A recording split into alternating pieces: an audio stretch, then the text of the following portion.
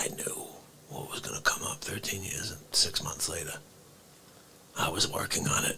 She kicked me out of the freaking womb. How dare she? Hold on. I'm there in the womb, right? I'm like eating some freaking Fruity Pebbles. All of a sudden, I hear flush. It was me, flushed out. I was right in the middle, like first bite. It's just about to get the bite. Freaking Fruity Pebbles. All of a sudden, I hear flush. It was me, flushed out. I was just about to get the first bite of a Fruity Pebble. It's just about to get the bite. And you're gonna have me right then? Early? How dare you? It doesn't make any freaking sense.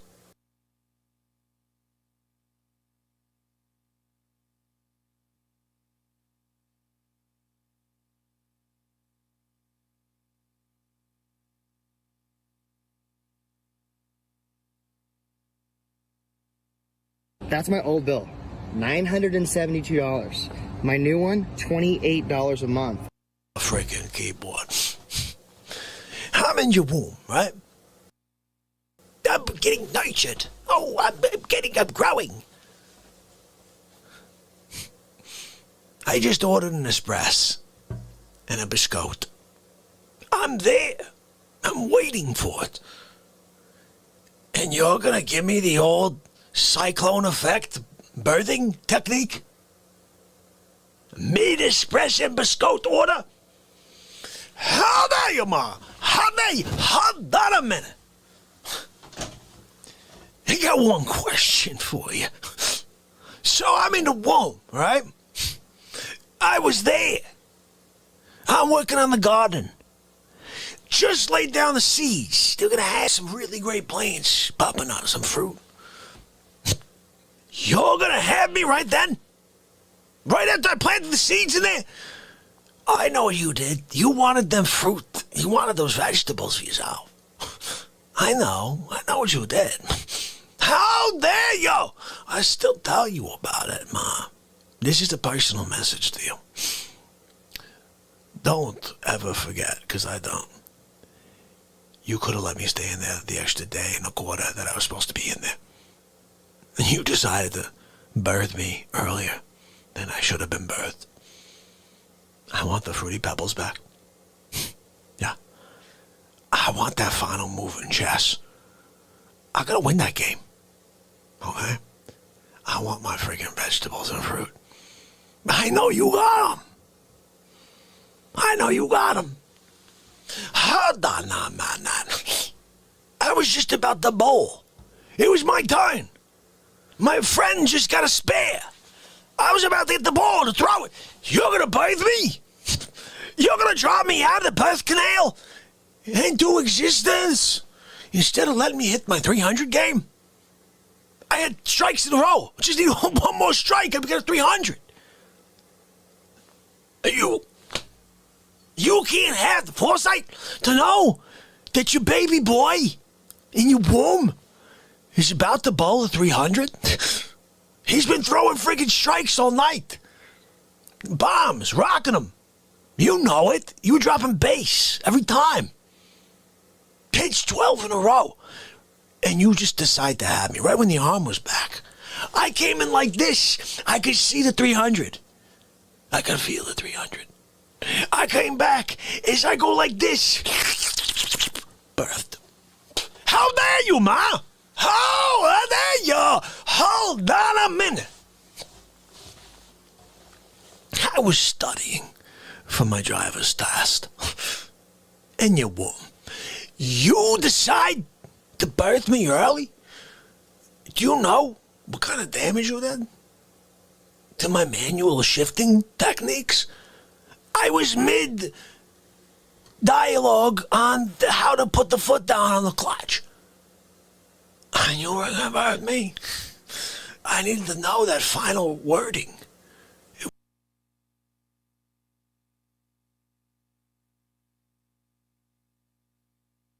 Freaking computer tonight.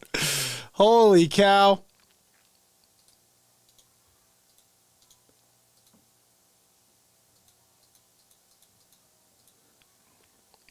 Wow. I guess we're going to skip this. We're going right into this. It's Hammerlin Jamison live from the studio. We head to a phone call between Justin Trudeau and Donald J. Trump. Ladies and gentlemen, Justin Trudeau. My fellow Canadians, we are at a crucial point in a time with COVID-19. I will be taking a phone call with our neighbor to the south, Donald Trump, who believes that he can help us in our battle. And unfortunately, he has contracted COVID-19. So our hearts are out to him and all of those living in the United States. We, as Canadians, are completely in unison with our support to our neighbors from the south. So let's see what that phone call is about. Justin, it's Donald J. Trump. How are you? Mr. President, it's a pleasure to speak with you again. I hear you had a spike up in Canada, and we're very much concerned about you. Well, thank you, Mr. President. We appreciate your concerns towards us, your neighbors to the north. How are you doing with the coronavirus? Oh, no, I'm doing fine. Coronavirus. Nobody in America realizes that I'm the son of Jor-El. Wait, you mean Superman's son? That's right. My father came here from Krypton. Mr. President, they're saying certain things about you, and I'm a little concerned hearing your descriptive nature on this phone call. Gave birth to me, then I came, and I was living in a field for like 4 days until my uncle and my aunt came and found me. Mr. President, that's the actual script to Superman. I was asleep underneath like an old milk truck or something. And when they found me, they were like, oh, look, there's a baby underneath the milk truck. You know, go and get him under the milk truck. And I said, no, I'm okay. I spoke perfect English at like age 0. Put my finger on the truck, pushed it aside, got up. I said, look, my name is Trump. You could call me Super Trump if you want, but really, my name is Kal-El. Donald, I think you may need some help. Look, you have to understand that I was made on a different planet. So I'm able to take on coronavirus without any sort of backlash, really. I'm pretty sure you were born here, right, Justin, in Canada? Yes. Yeah, that's not going to do you any good.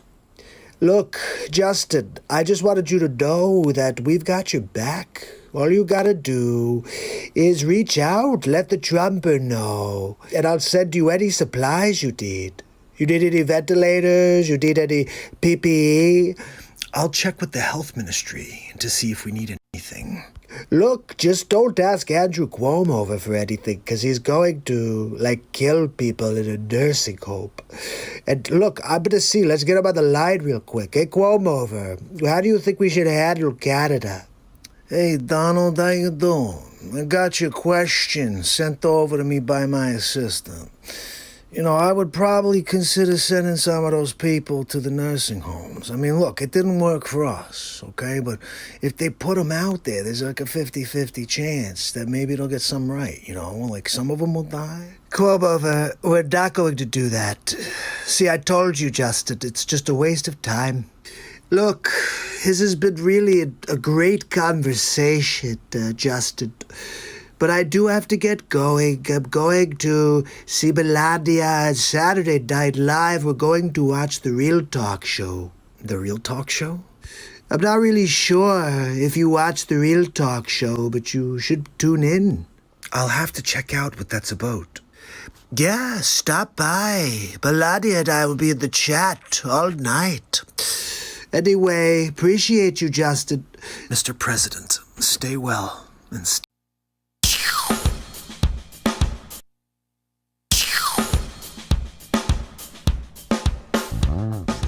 My mother kicked me out of the womb. How dare she? I can't believe she did that. I was in there.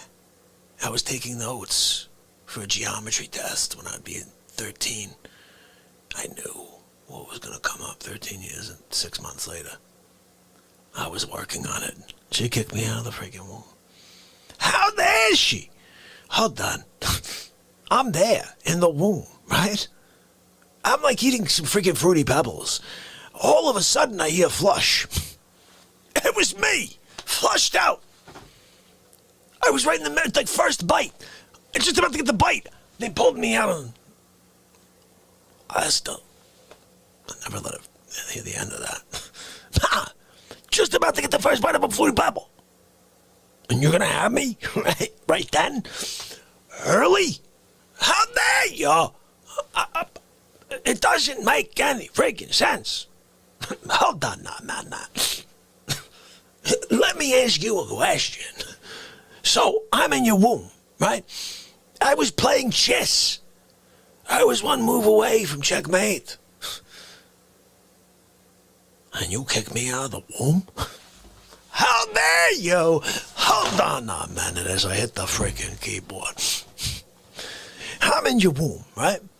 I'm getting nurtured. Oh, I'm growing. I just ordered an espresso and a biscotti. I'm there. I'm waiting for it. And you're gonna give me the old cyclone effect birthing technique? Mid espresso and biscotti order? How dare you, Ma? How dare you? Hold on a minute. I got one question for you. So I'm in the womb, right? I was there. I'm working on the garden. Just laid down the seeds. They're gonna have some really great plants popping out, some fruit. You're gonna have me right then? Right after I planted the seeds in there? I know what you did. You wanted them fruit. You wanted those vegetables for yourself. I know what you did. How dare you? I still tell you about it, Ma. This is a personal message to you. Don't ever forget, because I don't.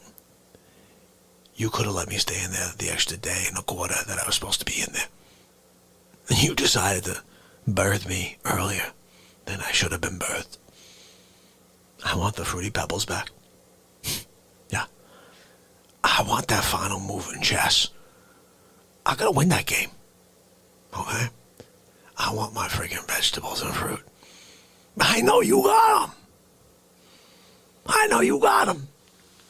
Hold on, man. I was just about to bowl. It was my turn. My friend just got a spare. I was about to get the ball to throw it. You're gonna birth me? You're gonna drop me out of the birth canal into existence instead of letting me hit my 300 game? I had strikes in a row. I just need one more strike. I'm gonna get a 300. You can't have the foresight to know that your baby boy in your womb is about to bowl a 300? He's been throwing freaking strikes all night. Bombs, rocking them. You know it. You were dropping bass every time. Pitched 12 in a row. And you just decide to have me right when the arm was back. I came in like this. I could see the 300. I could feel the 300. I came back as I go like this. Birthed. How dare you, Ma? How dare you? Hold on a minute. I was studying for my driver's test. In your womb. You decide to birth me early? Do you know what kind of damage you did to my manual shifting techniques? I was mid-dialogue on how to put the foot down on the clutch. And you were going to birth me. I needed to know that final wording. It was specific. If you don't follow the one from that version, I'm sorry. You friggin' feel like grinding your clutch. You're gonna kick me out of the womb? How dare you? Sonny, what am I doing? How dare Mama? She gonna kick me out of the womb? Sonny, no, we're not gonna do that. She's my ma. I get it, Sonny. That's how you get rid of things. That's how you put things behind you. I get it. Get rid of them forever. It's my ma, Sonny. Leave it alone. Just stay over there and enjoy your biscotte. You got an extra, by the way? Sonny, share a friggin' biscotte. Share a biscotte. Get a biscotte. It's a new saying. We're bringing it out. Bronx 2021. Hold on now, man. That's Sonny. I'm in the middle of a conversation with the people. You can't give me a minute to talk? Sonny, I'm telling the story about the birthing. Just Sonny. Thank you. Guys, I'm sorry. Sometimes Sonny just keeps talking. Yippity yap. He's 79. He can't freaking hear a thing. That's why I yell. He doesn't freaking know I'm talking. I have to scream at him. I have to throw things at him. I hit him last week with one of my espresso cup when I finished it. Tossed it. Sonny. To throw my espresso cup at him. Huh. I said, are you okay? He was fine. Oh, guys. How dare you? Hold on now, man. So in this womb, you had just put on these new drapes. They're like the favorite drapes, the ones you can't even get in existence. They were made for you. In the womb. Your mother can't let you have one freaking night with them. Not one night with the special drapes that you had specially made. How dare you? How impatient, Ma. You gotta have me now? In between all of this and that and another? I'm sorry. This is why I don't forgive you. You come over Christmas Eve with a ham and turkey. You got a kick in the rear. You got to jump back in the car, drive through the snowstorm, blizzard, 12 inches of snow. You're driving it. You got that 4-hour drive back home, Ma. Thanks for the turkey. Thanks for the ham, though. Oh, my goodness. Archie Bunker in the Bronx, yeah. Eat it, give me my beer there, eat it. Oh, Archie, I want to get the beer for you. What kind of beer do you want, Archie? Settle down there, eat it. Oh, Archie, did you see the thing about the race war? Yeah, I saw it, eat it. Give me that friggin' beer, eat it. Archie, here's your paper, Archie. Thanks, eat it. Eat it, I had quite a day there, eat it. Yeah, it was a good time. Did you hear the thing about Sammy Davis Jr., eat it? Yeah, that was a great story, yeah.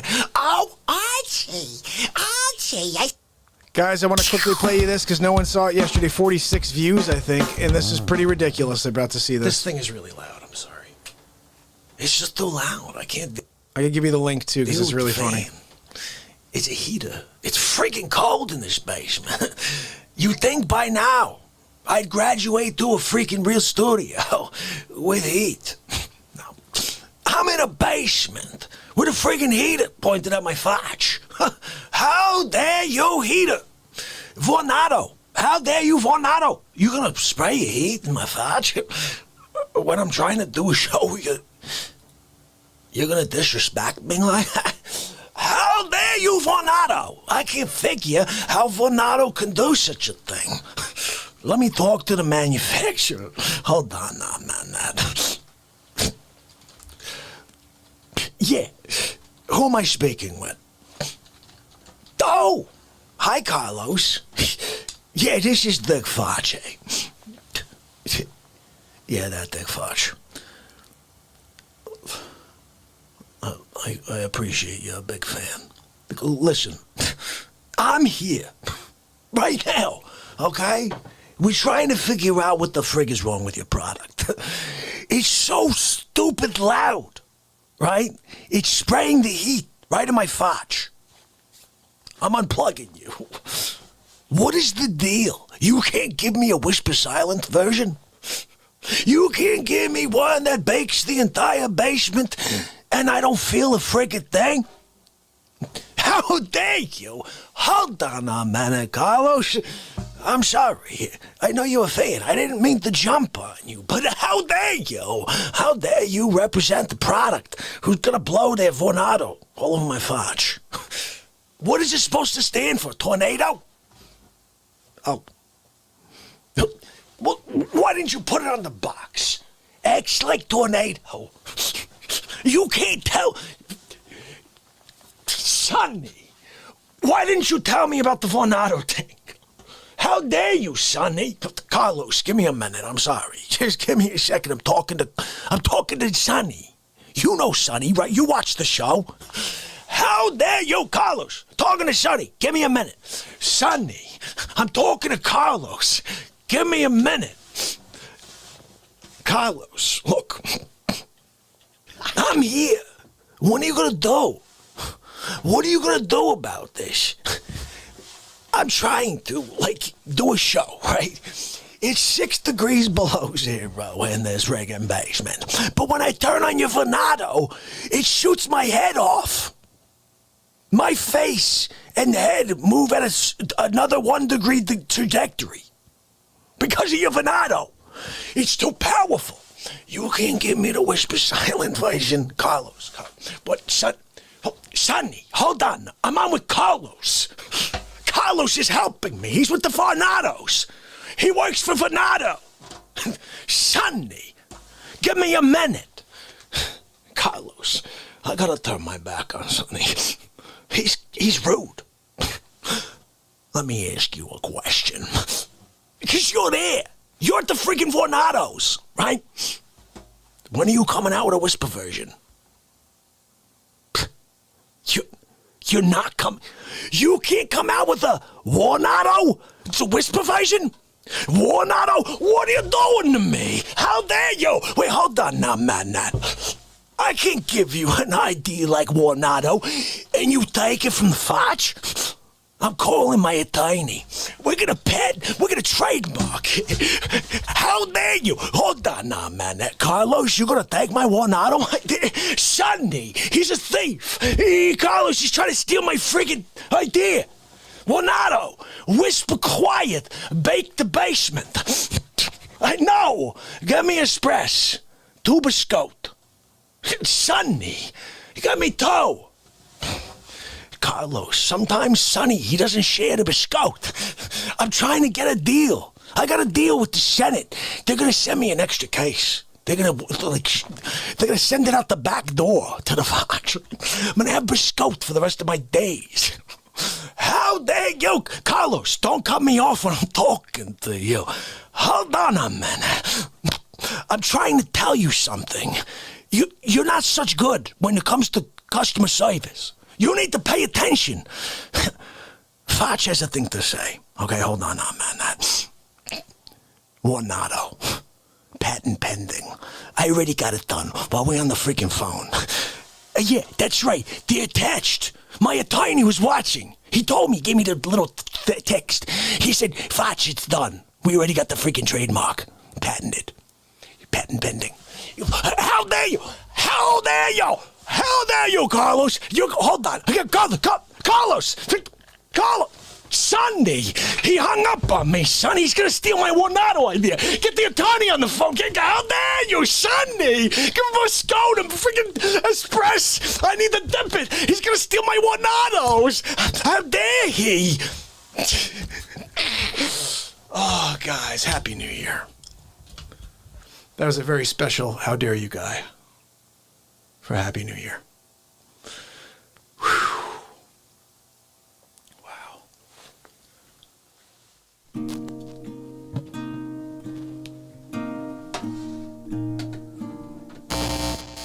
Time and time again, the mainstream press has been dead wrong when it comes to the stock market. From the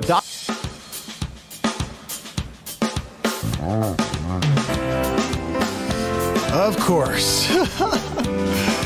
It's Mark Pires. It's Sunday. I was walking down the And it's road real today, talk. looking for another way To ease my mind and help my living. It's Real Talk. It's the daily variety show. Mark Pires, Real Talk. I'm here to connect with you, to amplify your current state, and I'm here with you on day 734 in a row of the Mark Pires Real Talk Show. And I'm doing all this while I'm doing the intro. Not bad, Mark. Pretty good that I was able to carry the entire introduction while fixing the camera situation. That's what we do here after 734 days. How's everybody doing? We got a little bit of technical difficulties at the beginning of the show here. I don't know what's happening lately. Someone's been messing with the show, but that's fine. I mean, look, at the end of the day, when you're building positivity, there are going to be some people who just don't like it. Sorry. I'm sorry. You want to live in the crap? Go ahead. You've been doing it for 4 years. How's it working out for you? Oh, you live in the pit, and you're bitter. Don't be bitter. Bitter's not good. We got to come together again, guys. It's not going to happen through politics. I said that about 6 months ago. I said, I don't know who's going to win. It doesn't matter who wins because we stay divided. We stay divided. When I heard someone going out there and pitching, oh, yeah, I'm going to be the reason that we come together. We have to save the heart of the soul of America. I'm like, you can't even save the sentence you had 3 minutes ago. You're like, what did I say? Where am I? Oh, who's my Aunt Judy? What happened? The soul of America died long ago when politicians took over and they forgot the fact that they serve us. We serve them, apparently. Here's $600. How was that year in your basement? How'd you do? How was your business? Oh my goodness, guys. Hold on 1 minute. Let me put something on for you. I will be right back. This is impossible. It's Hammerlin Jamison live from the studio. We head to a phone call between Justin Trudeau and Donald J. Trump. Ladies and gentlemen, Justin Trudeau. My fellow Canadians, we are at a crucial point in a time with COVID-19. I will be taking a phone call with our neighbor to the south, Donald Trump, who believes that he can help us in our battle. And unfortunately, he has contracted COVID-19. So our hearts are out to him and all of those living in the United States. We, as Canadians, are completely in unison with our support to our neighbors from the south. So let's see what that phone call is about. Justin, it's Donald J. Trump. How are you? Mr. President, it's a pleasure to speak with you again. I hear you had a spike up in Canada, and we're very much concerned about you. Well, thank you, Mr. President. We appreciate... Hey, guys, I have a very, very special, exciting little call coming in right now. Ed, are you there? Yeah. Ladies and gentlemen, Ed Asner on the phone. Happy New Year, Ed Asner. How are you? And Happy New Year to you, and I'm fine. Oh, it's so good to hear your voice. Yeah, a more blessed year than this last one. I know. It was a terrible year. I feel great already. Just waking up and just knowing we're in a new year, I felt pretty positive. Good. I'm glad you called back. I don't want to keep you. I know you probably have a lot to do, but how's everything going with you with this new year? You have any big projects planned? No, I've got a date on March 13th in Boston.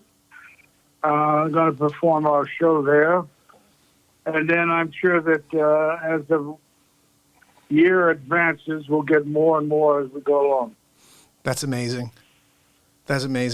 Yeah, I'm excited to try to take this year on. I actually did something I hadn't done in 13 years. I wrote about 120 songs when I was a professional musician. And I hadn't released an album in 13 years.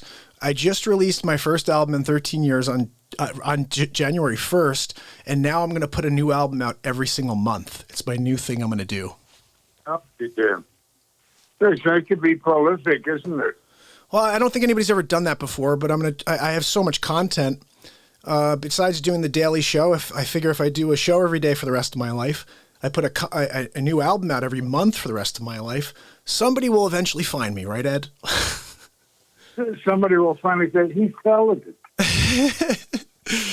Oh, my goodness. I had a chance to listen back to your last call-in, and you really made me laugh a few times. I love the humor when you get another comedian on the phone. I don't get to do that very often. Usually I get people calling in just to chat. But to get someone who has improv chops on the phone, it's always a pleasure. Well, now I got to go to dinner.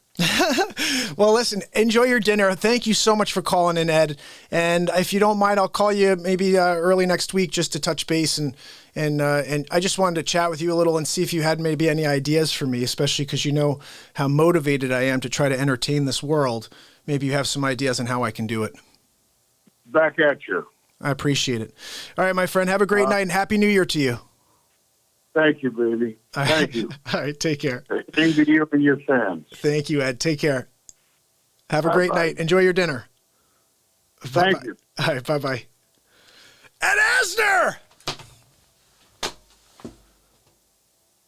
I didn't want to just bring him on the phone. I didn't want to just bring him into the show without it, asking him if it was okay.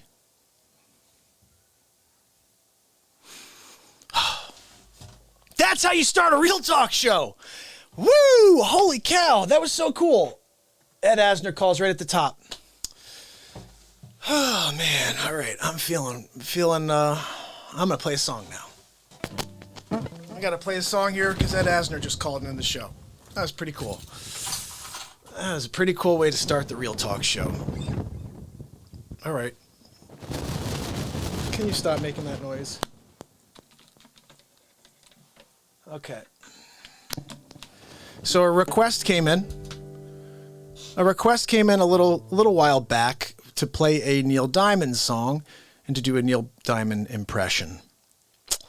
So my Neil Diamond impression, this is for The Sky is Falling 2020. My friend, how are you? So glad to see you here. Eric Ribbler, how you doing? Renee, Dana, Giggles, Quiet Soul, 5150. I'm excited to see Ribbler back. It's been a couple days. Tiffany, Robbed Rebel, G513, Blind Fear. Let's see, who else did I miss here? Jesse, how you doing, Jesse? Closix in the house. Guys, that was really cool. Top of the show, just a quick call from Ed Asner to say hello and Happy New Year.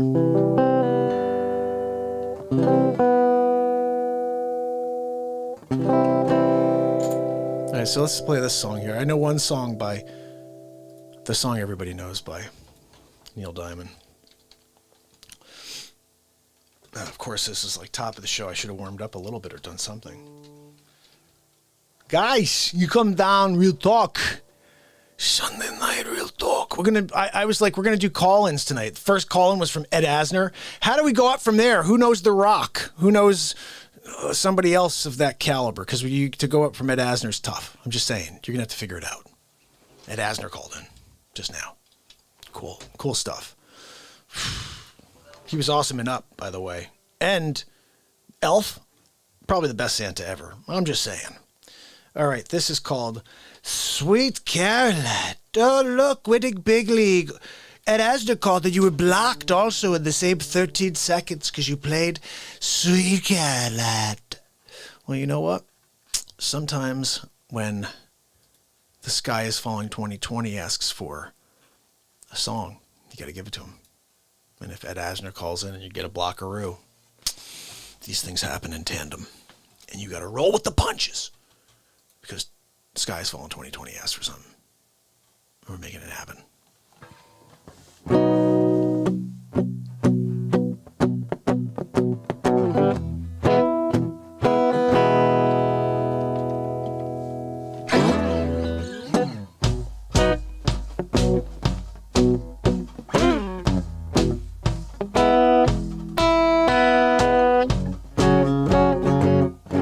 I gotta hear it once. Ready? Where it began, I can't begin to know when. I don't know, it's growing strong. And as the spring, dun, dun,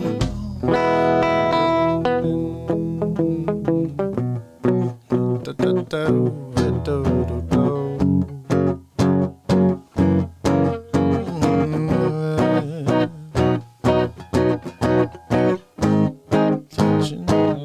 Let me make sure. Original, touching me, touching you. All right, I got it. This is what we have to do sometimes, guys, just to know the song.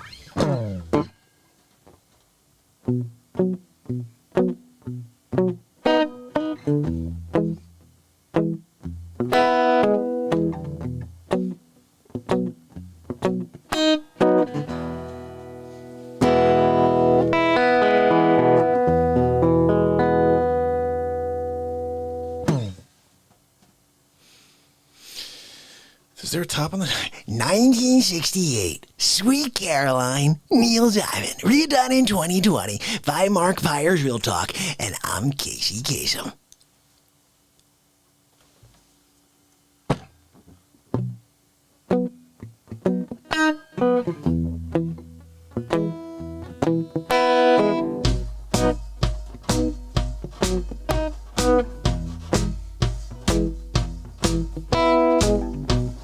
Where it began, I don't know.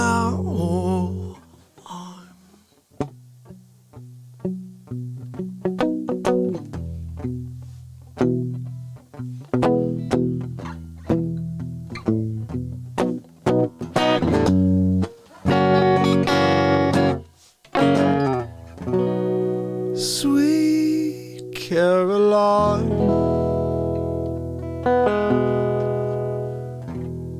good times never seem so good. I've been glad to believe it never should.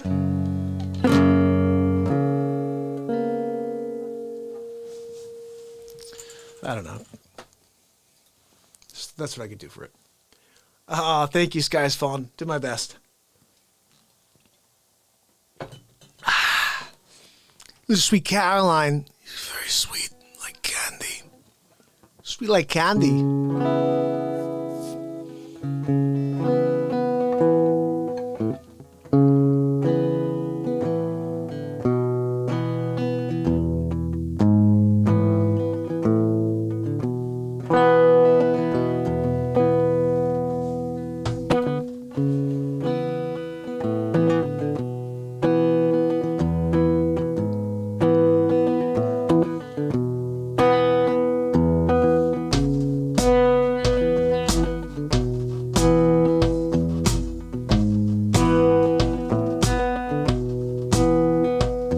You've got your ball, you got your chains tied to me, tight, beat again.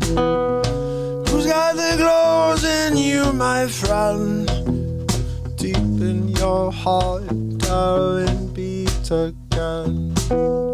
Sweet like candy to my soul, sweet you rock and sweet you roll. Lost with you and so lost with me. Oh, you come crash into me. Come and do you. Come and do you.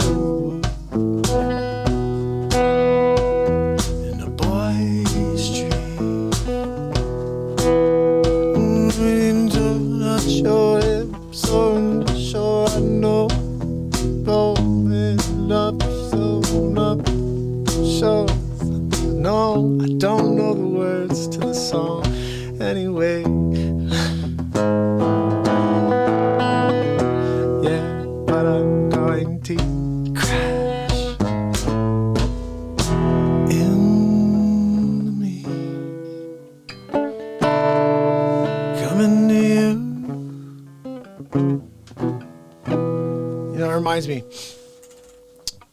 I wrote a song many years ago that I never really finished. I'm going to try to play it for you right now.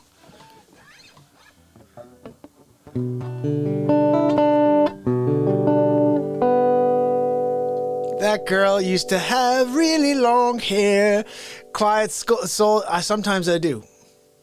No way. Really, Tiffany? That's so funny. I love that. Joe Cocker? You want me to rock out a little Joe Cocker for you? I could try to do that. For you. So, guys, we're going to be here for the next couple hours here, getting down, connecting. So I realized it's... hold on.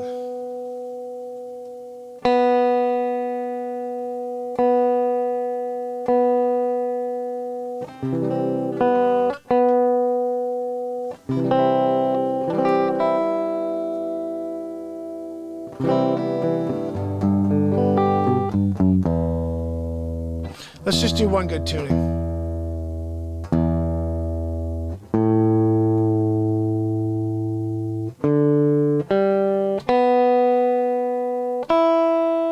Should be good there, okay?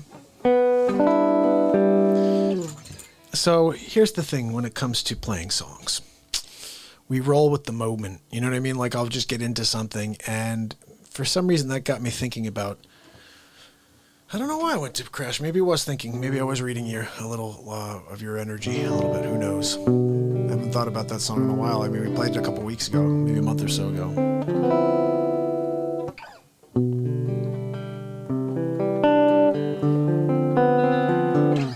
So the chord to Crash Into Me is this. That's the first chord, right? So that being the first chord, I realized while I was playing that just now for you that I wrote a song that has this chord. Ready? Watch. You hear that? It's just one more. Tiffany! Thank you so much, Tiffany. Tied up and twisted the way I liked. Oh, there it is.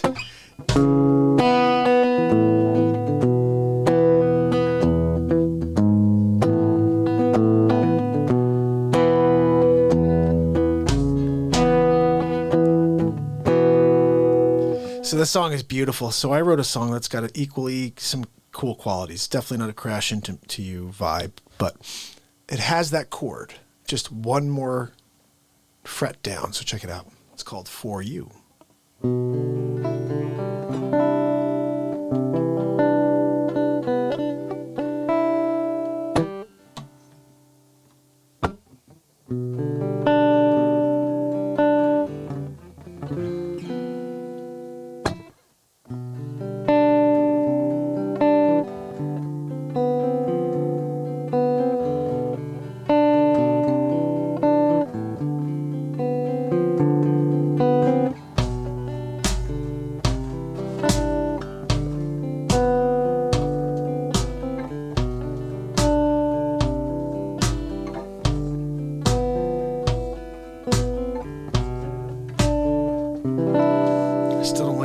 Sounds.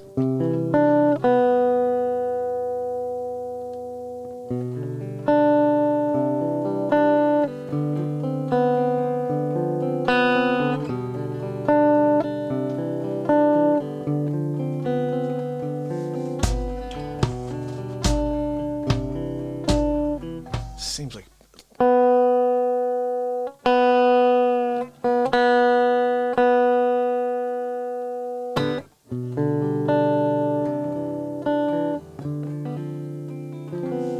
that's much better for you. 2001, Mark Pires Real Talk. Done before was Mark Pires Real Talk. Done again in 2020 by Mark Pires Real Talk. And I'm Casey Kasem.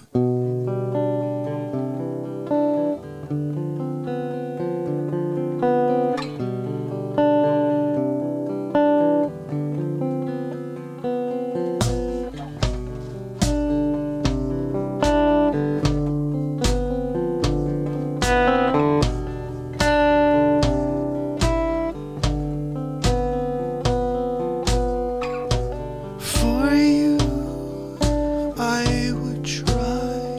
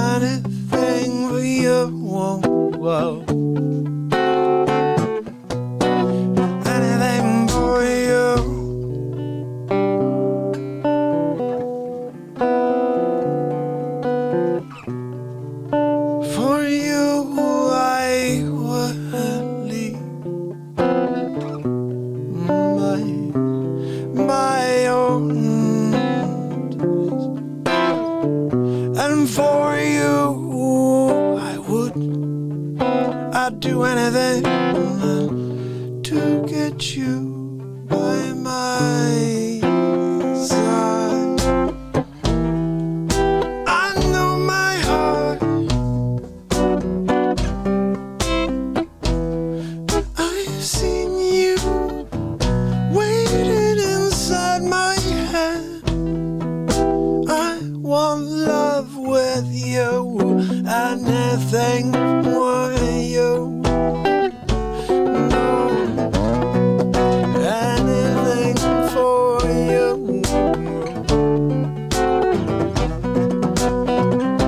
Anything for you.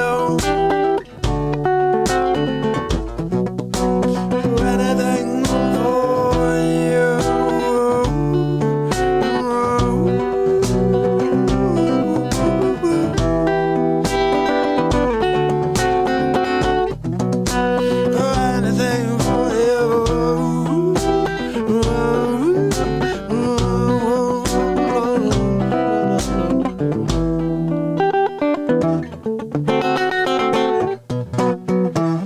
Anything for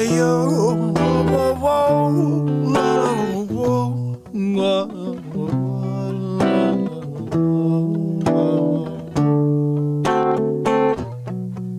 Do anything for you.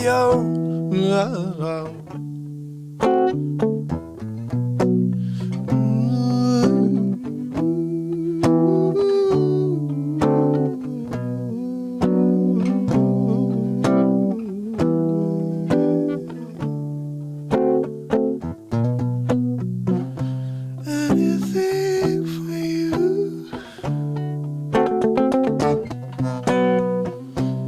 Anything for you. Whoa, whoa, whoa.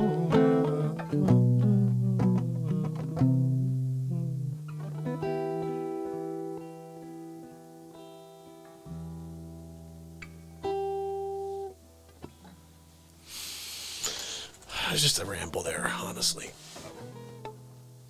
Just a ramble. Shy, sometimes you ramble in, ramble out. You gotta do it. Shut off the Trinity. Look, we had the thing going over there. Did you see it? It's fantastic. Dr. Evil. So, guys.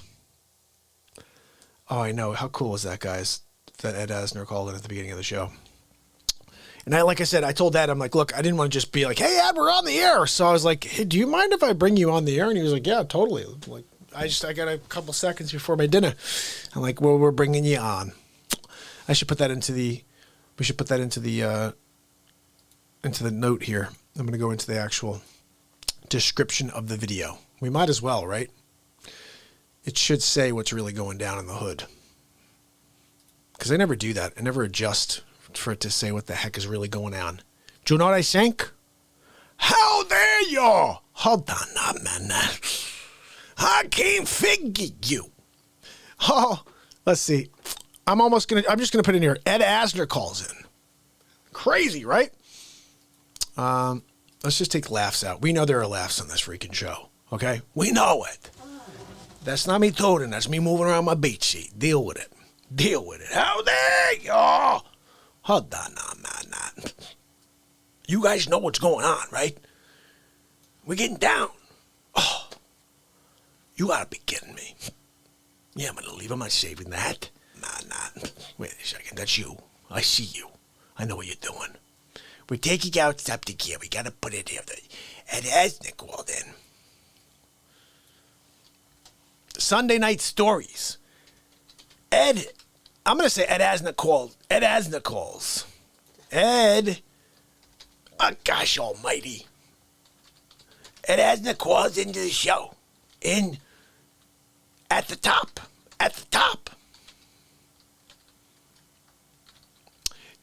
And then we'll say Sunday Night Stories. I'm going to take out the rest of the stuff there. Hold on. We know there's call-ins. Call-ins. I just have to walk Max real quick, and then we're going to do some call-ins. Now I'm over. I just have to take out the family gathering. I'll put gathering out and just put family. There we go. We're good. Okay. Ed Asner calls in at the top. Sunday Night Stories call-ins. Sounds stupid. More call-ins. How about that? That's better. More call-ins. Day 734 in a row. Guys, we're on our way to the 735th show. That'll be tomorrow. That's what happens after 734. Just so you know, it's a day later. You hit the 735. Tam, how are you? Tam, it's crazy. We're going to put on a clip right now. Bring back sound. Walkie walk a row. Let me see if I can play something. Oh, you know what I want to do? I want to play this for you guys real quick. This is my album that's coming out tomorrow. Woo! It should be live on iTunes tomorrow morning, I think. Here it is. Oh, why isn't that working? Oh, that's why. Here we go.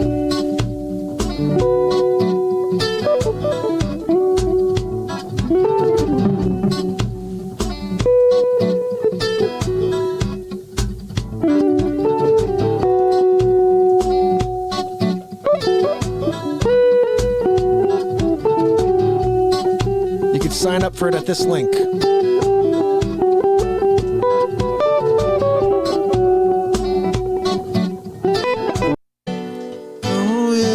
She talks to angels, and on the message come through. The light is strong, trust it. You wait, it's going to message come through. The light says she talks to angels. She talks to you. She talks to. That pandemic is just dropped on people's world and hiding away. The year gone from hell, and no one can tell if it's real or it's fake, and you know we're going to fall anyway. Who's gonna save us now? Come to the Real Talk Show. Oh. Somewhere under the stars, under the sky, and then we wonder why we are here right now.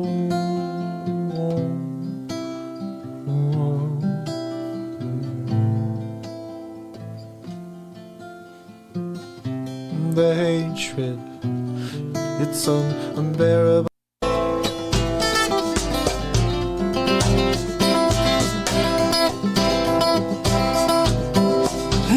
Stop the light, no,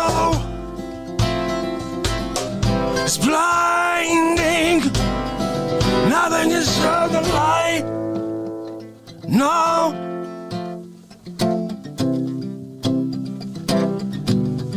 Nothing can stop the light. Hold on for the night, and then the winds are changing.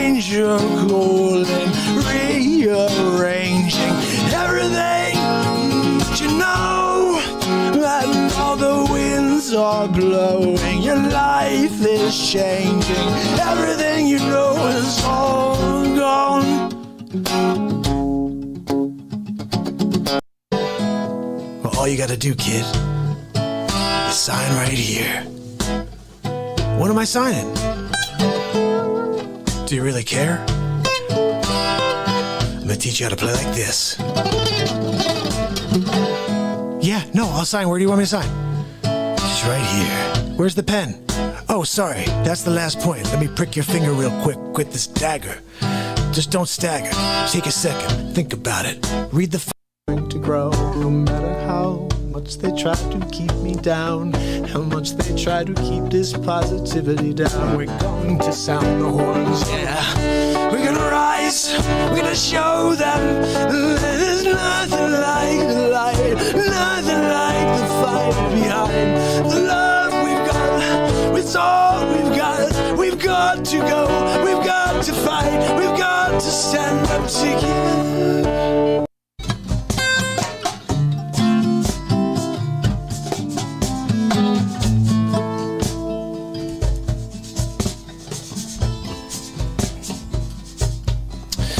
You getting down a Monday night. It's a real talk thing.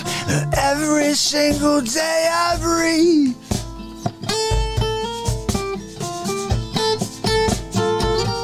Will you join?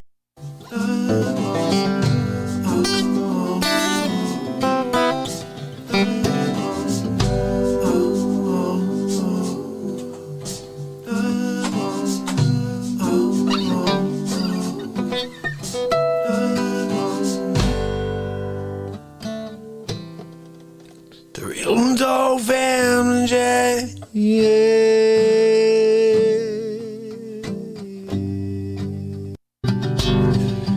There's a long way down till I pull my parachute. Lots of time for me to live out my every moving moment slipping away from me like the cord in my hand. Trinity red door, blue pill, high ho, Kermit the Frog here. Trinity red door, blue pill, high ho, Kermit the Frog here. Ooh, I said Trinity red door, blue pill, high ho, Kermit the Frog here. Trinity red door, blue pill, high ho, Kermit the Frog. Trinity red door, blue pill, high ho, Kermit the Frog here. Trinity red door, blue pill, high ho, Kermit the Frog here. Trinity red door, blue pill, high ho, Kermit the Frog here. Trinity red door, blue pill, high ho, Kermit the Frog here.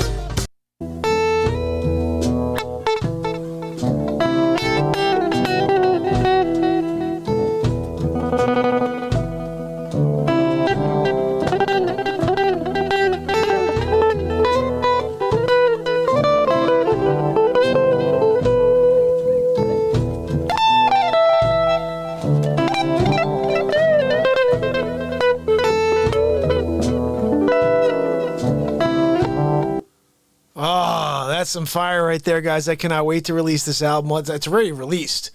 I'm curious. I don't think it's out in anything yet. I've been checking randomly. Like I'll go to iTunes and type it in. I still only see my old album. Let's just quickly check. Give it the old college try. Let's see. We're gonna type in Mark Pires and see what comes up. Let's see what comes up over here. Anything yet? Nope. Nothing yet. Nothing. Hold on. Mark Ayers. Mark Ayers. Who the hell's that? No. You got just me. Just my one album in there so far. Tomorrow, it should be there. Tomorrow, there should be a good chance it will be there by tomorrow. They said one day on iTunes, but that's on the, forget about the weekends. I did it on New Year's Day. Tomorrow's the 4th. It should be live tomorrow, guys. I'll send a note out on the bulletin as soon as it is active if anybody wants to pick it up. I think it's a lot of really cool stuff we did here on the show. Damn, how you doing? Yeah, I have to go bring Max out. I went up there. This bit was not long enough. And I went out to actually, kids are still up. Can you believe it? It's 11:24. What the hell are, I'm like, what the heck is going on in this world? This is craziness. All right, anyway. Let me pop on a clip here for you. I think what I have to do is give you something that you can really bite your teeth into and enjoy. Like a how dare you! Hold on. I can't figure you out. What are you doing? Where are you from? Are you from Quebec? Hello? All right, let's see what we got over here. 46 videos in the How Dare You series. Are you serious? Holy cow. This is complete insanity. How dare you guy breaks character twice? How dare you? How dare you? My goodness, I can't believe how many I've done of this. How dare you not use the affiliate links? What the hell? How dare you Stone Cold Steve Austin? What? All right, should we put that one on? I have no idea what the hell that one is. How dare you Grandma Facce? The saga of Dick Facce continues. Dang, I've got so many. How dare you pull out the 9mm? Should we put... Let's put that one on. How dare you pull out the 9mm? Let's see what the hell that one is, okay, guys? I said, look, scoobity-doobity-doo. What are you doing to me over there? Hold on a second, guys. How dare you? This actually has 238 views. That's not bad. This one has 238 views. Some of these have like 3 views. I don't get views. When I drop stuff, we get 30 views in like 2 days. Ready? This is the link right here. But that got 238 views. Not bad for a Real Talk clip. Yeah, it's sad. 3,000. How many followers we have? 3.37. I get less than 100 views per video. What does that tell you? Humanity thinks of nature. Actually, I heard it already from here. How many people got the notification about the show tonight or get notifications when any content's dropped from this show? Very few people. I don't know why YouTube is such a bunch. They're a bunch of chooches, really. That's why I'm going to pull out the 9. I can't get into that. When we start thinking about that stuff, that's when they start taking you down. I'm not getting into that. We're done. We laugh here. Okay, we laugh about stuff. Okay, hold on now, man. Hey, Sunday, this guy wants to go full politics on us. Are you kidding me? Doesn't he freaking know what they're doing on the tuber? They're pulling people down. They pulled down first. Yeah, they pulled down first fire. They were like, oh, we don't like this clip. That's it. That it's a big. I said, look, scoobity-doobity-doo. What are you doing to me over there? How dare you? How dare you? You and your crazy YouTube crazy ways, your policies and magnets. I got a question. So you got an opinion. You got a First Amendment that you're not ironing. How could I not put you in jail? I got a friggin' right.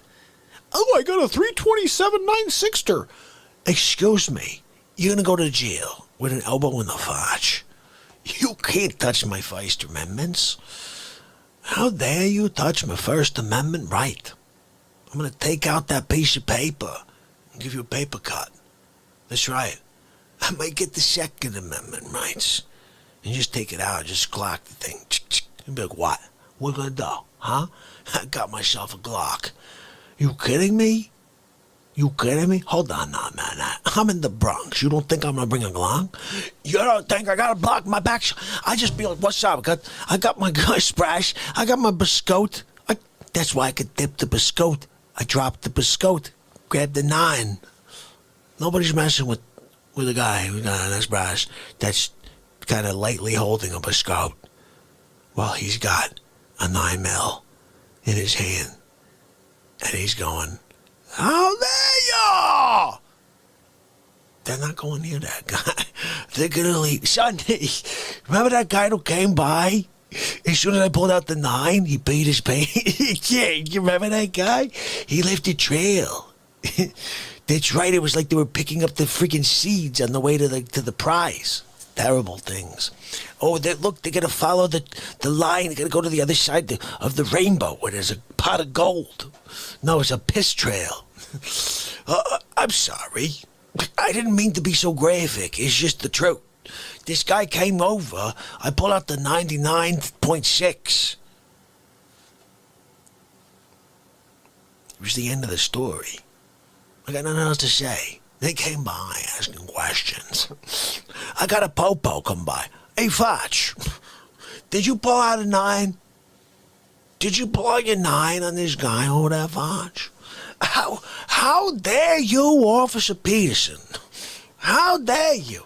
I'm sitting here at my table.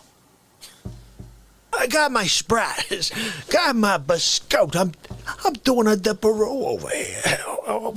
How can I hold a 9 when I got my biscotte? Officer Peterson, you tell me, because I can't think of you. I got an espresso. I got a biscotte. I'm sorry. Do I got a third freaking hand somewhere that you don't? Do I hold it with my? Hold on a second. Hold on. Look, I got my foot over here. Maybe I'm supposed to hold something with my freaking toes. I'm sorry.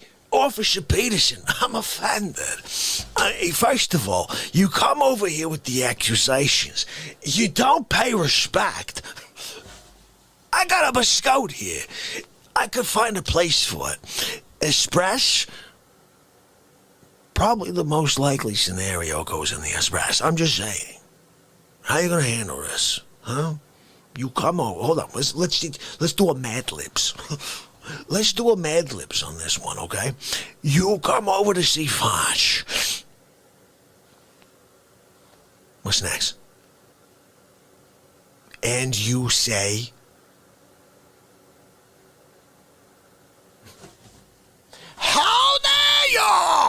You say I'm here to pay respect. You say I'm here to pay respect. You kissed the ring. Look, I'll cut off a piece of the mini biscuit. You could take a little,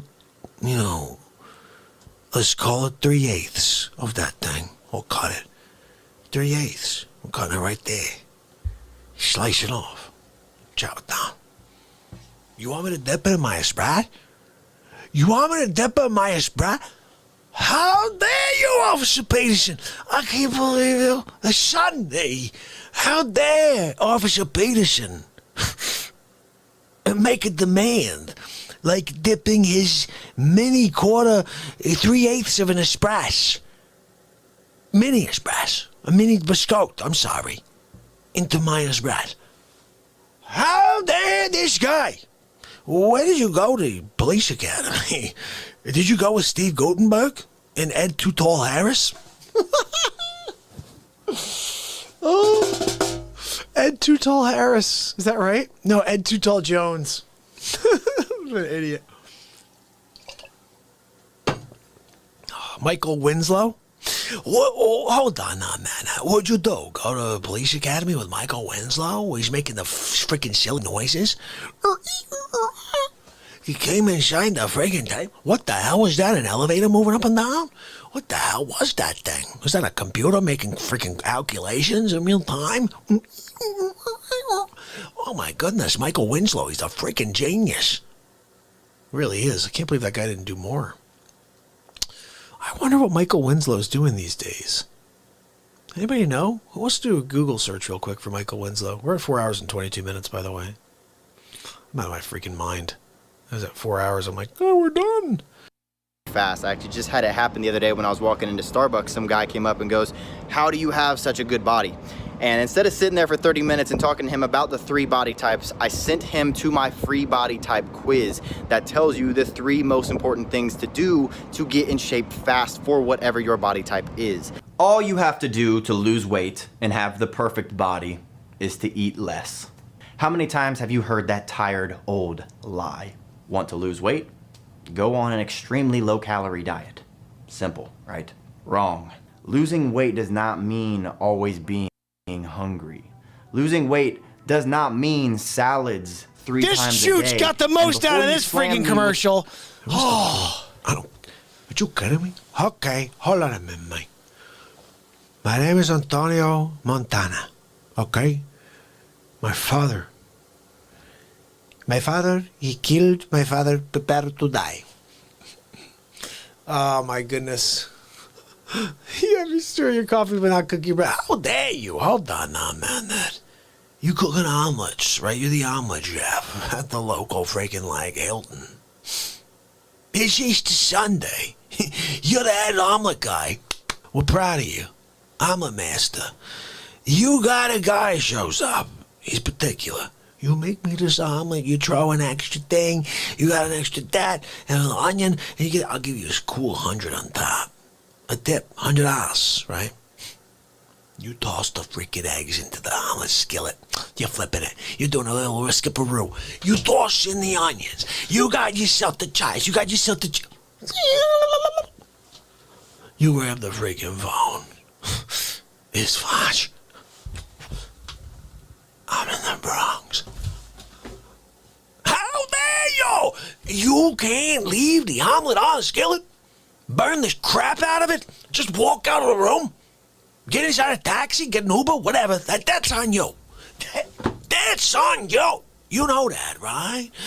I can't tell you which form of transportation to take to the Bronx. I could just tell you that you gotta get here by 4 p.m. I'm sorry. I'm leaving at 4:01. I may even leave at 4 o'clock in 3 seconds. I can't stick around beyond. I got things to do. Plus, I can't. I don't know. What time you gonna be here? What? Were you coming at 3:57? What do you, 3 minutes to pay respect? How dare you? You gonna pay 3 minutes of respect to the Facce? I can't figure you. This is a freaking mission of respect. It's a 7-day mission of atonement. You can't come. Spend 7 days in the front porch of Facce's home. It's a sign of the gods. It's what you do. If you want to go to heaven. Sunday. Do these people even want to go to heaven? What are they doing? You don't believe in the Facce? Hold on a minute. Who do you believe? What? You believe it? What? Sunday. They believe in Mugalugalaga. Can you believe it? Mugalugalaga. He's crazy. These people, they believe in some silly name. They attach the name to a feeling. Yeah, I know. How dare you, modern religion? How dare you? Just ran out of his scouts. ATN, how dare you? How dare you not have a backup supply? Hold on now, man. You're not gonna go to my Patriot Supply and get an extra supply of Biscout to put in your freaking, safe cooler situation, whatever you got going there? Again, you created the underground pit for your storage facility. You're the one who created the temperature sensor shipped crap, right? Where you put all your stuff in one area, it's good until you need it. You did that. I can't tell you how to temperature control. Oh, you gotta go to 15 feet. That's on you. Okay? But you did it effectively. You created a dungeon for your Biscout. You're like, oh, I renamed Biscout. In this sitting, you go down to your freaking dungeon, right? Underground. Like a freaking Egyptian crypt. You go down there. You're seeing you're seeing all kinds of different symbols on the wall. You know what I'm saying? You need a freaking Rosetta Stone to figure out what's going on down there. You get to the bottom, right? You're looking around. You're trying to figure out where the hell is this thing. And you hear some weird, ringing from the corner. You walk closer. It's a phone. You pick it up. I'm in the Bronx. You can't get the hell out of that grip. Leave the Biscout for another time. End of the world stuff. Jump on your bike, right? You're skipping and jumping. You're literally doing RC jumps over things, people, dead bodies, doing it. You're going. CV ravaged everybody. You're the only person left. You're doing a Will Smith. I'm there at my table. I'm waiting for you and Will Smith to show up and pay respect. I'm sitting there. What a chooch. I'll be honest. You shouldn't be. I'll be honest. Ugh. Thanks for trying to hook us by saying you'll be honest. Thievery. So, guys, that was probably not the best clip. It's a hammer. You never know what you're going to get when it comes to How Dare You Guy. You just don't know if it's a good bit or a bad bit. I don't know. I was outside. I had to go bring the mascot out for a walkaroo. That's what happens from time to time. Good old Maxaroo needs a walkaroo. What are you going to do about it? Huh? What are you going to do about it? I'm sorry. What happens then? What are bumbling beats? Did you guys ever hear the bumbling beats? We need this right now. Give me a little bumbler. Give me the bumbler. Did you guys see my rap for Joe Biden yet? This is pretty funny. Very willing to let the American public judge my physical and mental my physical as well as my mental fitness, my mental fitness, my mental fitness. Look, I can't help it that you chose a sleep sofa as your candidate. my physical as well as my mental fitness, my mental fitness, my mental. Have you heard of Joe Biden in the basement? He be hiding, waiting to come out to see his shadow. Run back downstairs, he's a groundhog. Oh no, there's 6 more weeks of race wars. Physical as well as my mental fitness. Oh, so that's going to be the rap. I'm going to write over that. I think I just did it. I think that'll just be it. I'll clip it tomorrow and drop that, what we just did right there, Nita. Have you heard of Joe Biden? In the basement, he be hiding. 85 million votes. Really? Where's really when you need him? Really, where are you? Really? You're psychic. Yeah, you had to bring out Max Scott. I gotta bring out the Max Scott from time to time. When he's a good boy, I like it. When he like walks around outside when it's 6 degrees, I'm like, dude, what are you doing to me? How dare y'all? I'm not trying to like shit around and listen to you do like this walk around in the snow. Oh, Trump ripping Joe. Let's see what this is. It's Hammerlin Jamison live from the studio. We're going to join Donald Trump for his daily conference. Let's see what this is about. Ladies and gentlemen, Donald J. Trump. Thank you. Thank you so much for allowing me to share a couple of things about Sleeps Over Joe. Of course, you know he's a bumbling Biden sleeping on his Joey futon, but he also has some very, very poor qualities as well. Like, did you know that he calls his Aunt Judy whenever he has a question? Did you know that little boys and girls run their hands up and down his legs? Did you know he likes to sniff the hair of little boys and girls and kiss them right square on the forehead?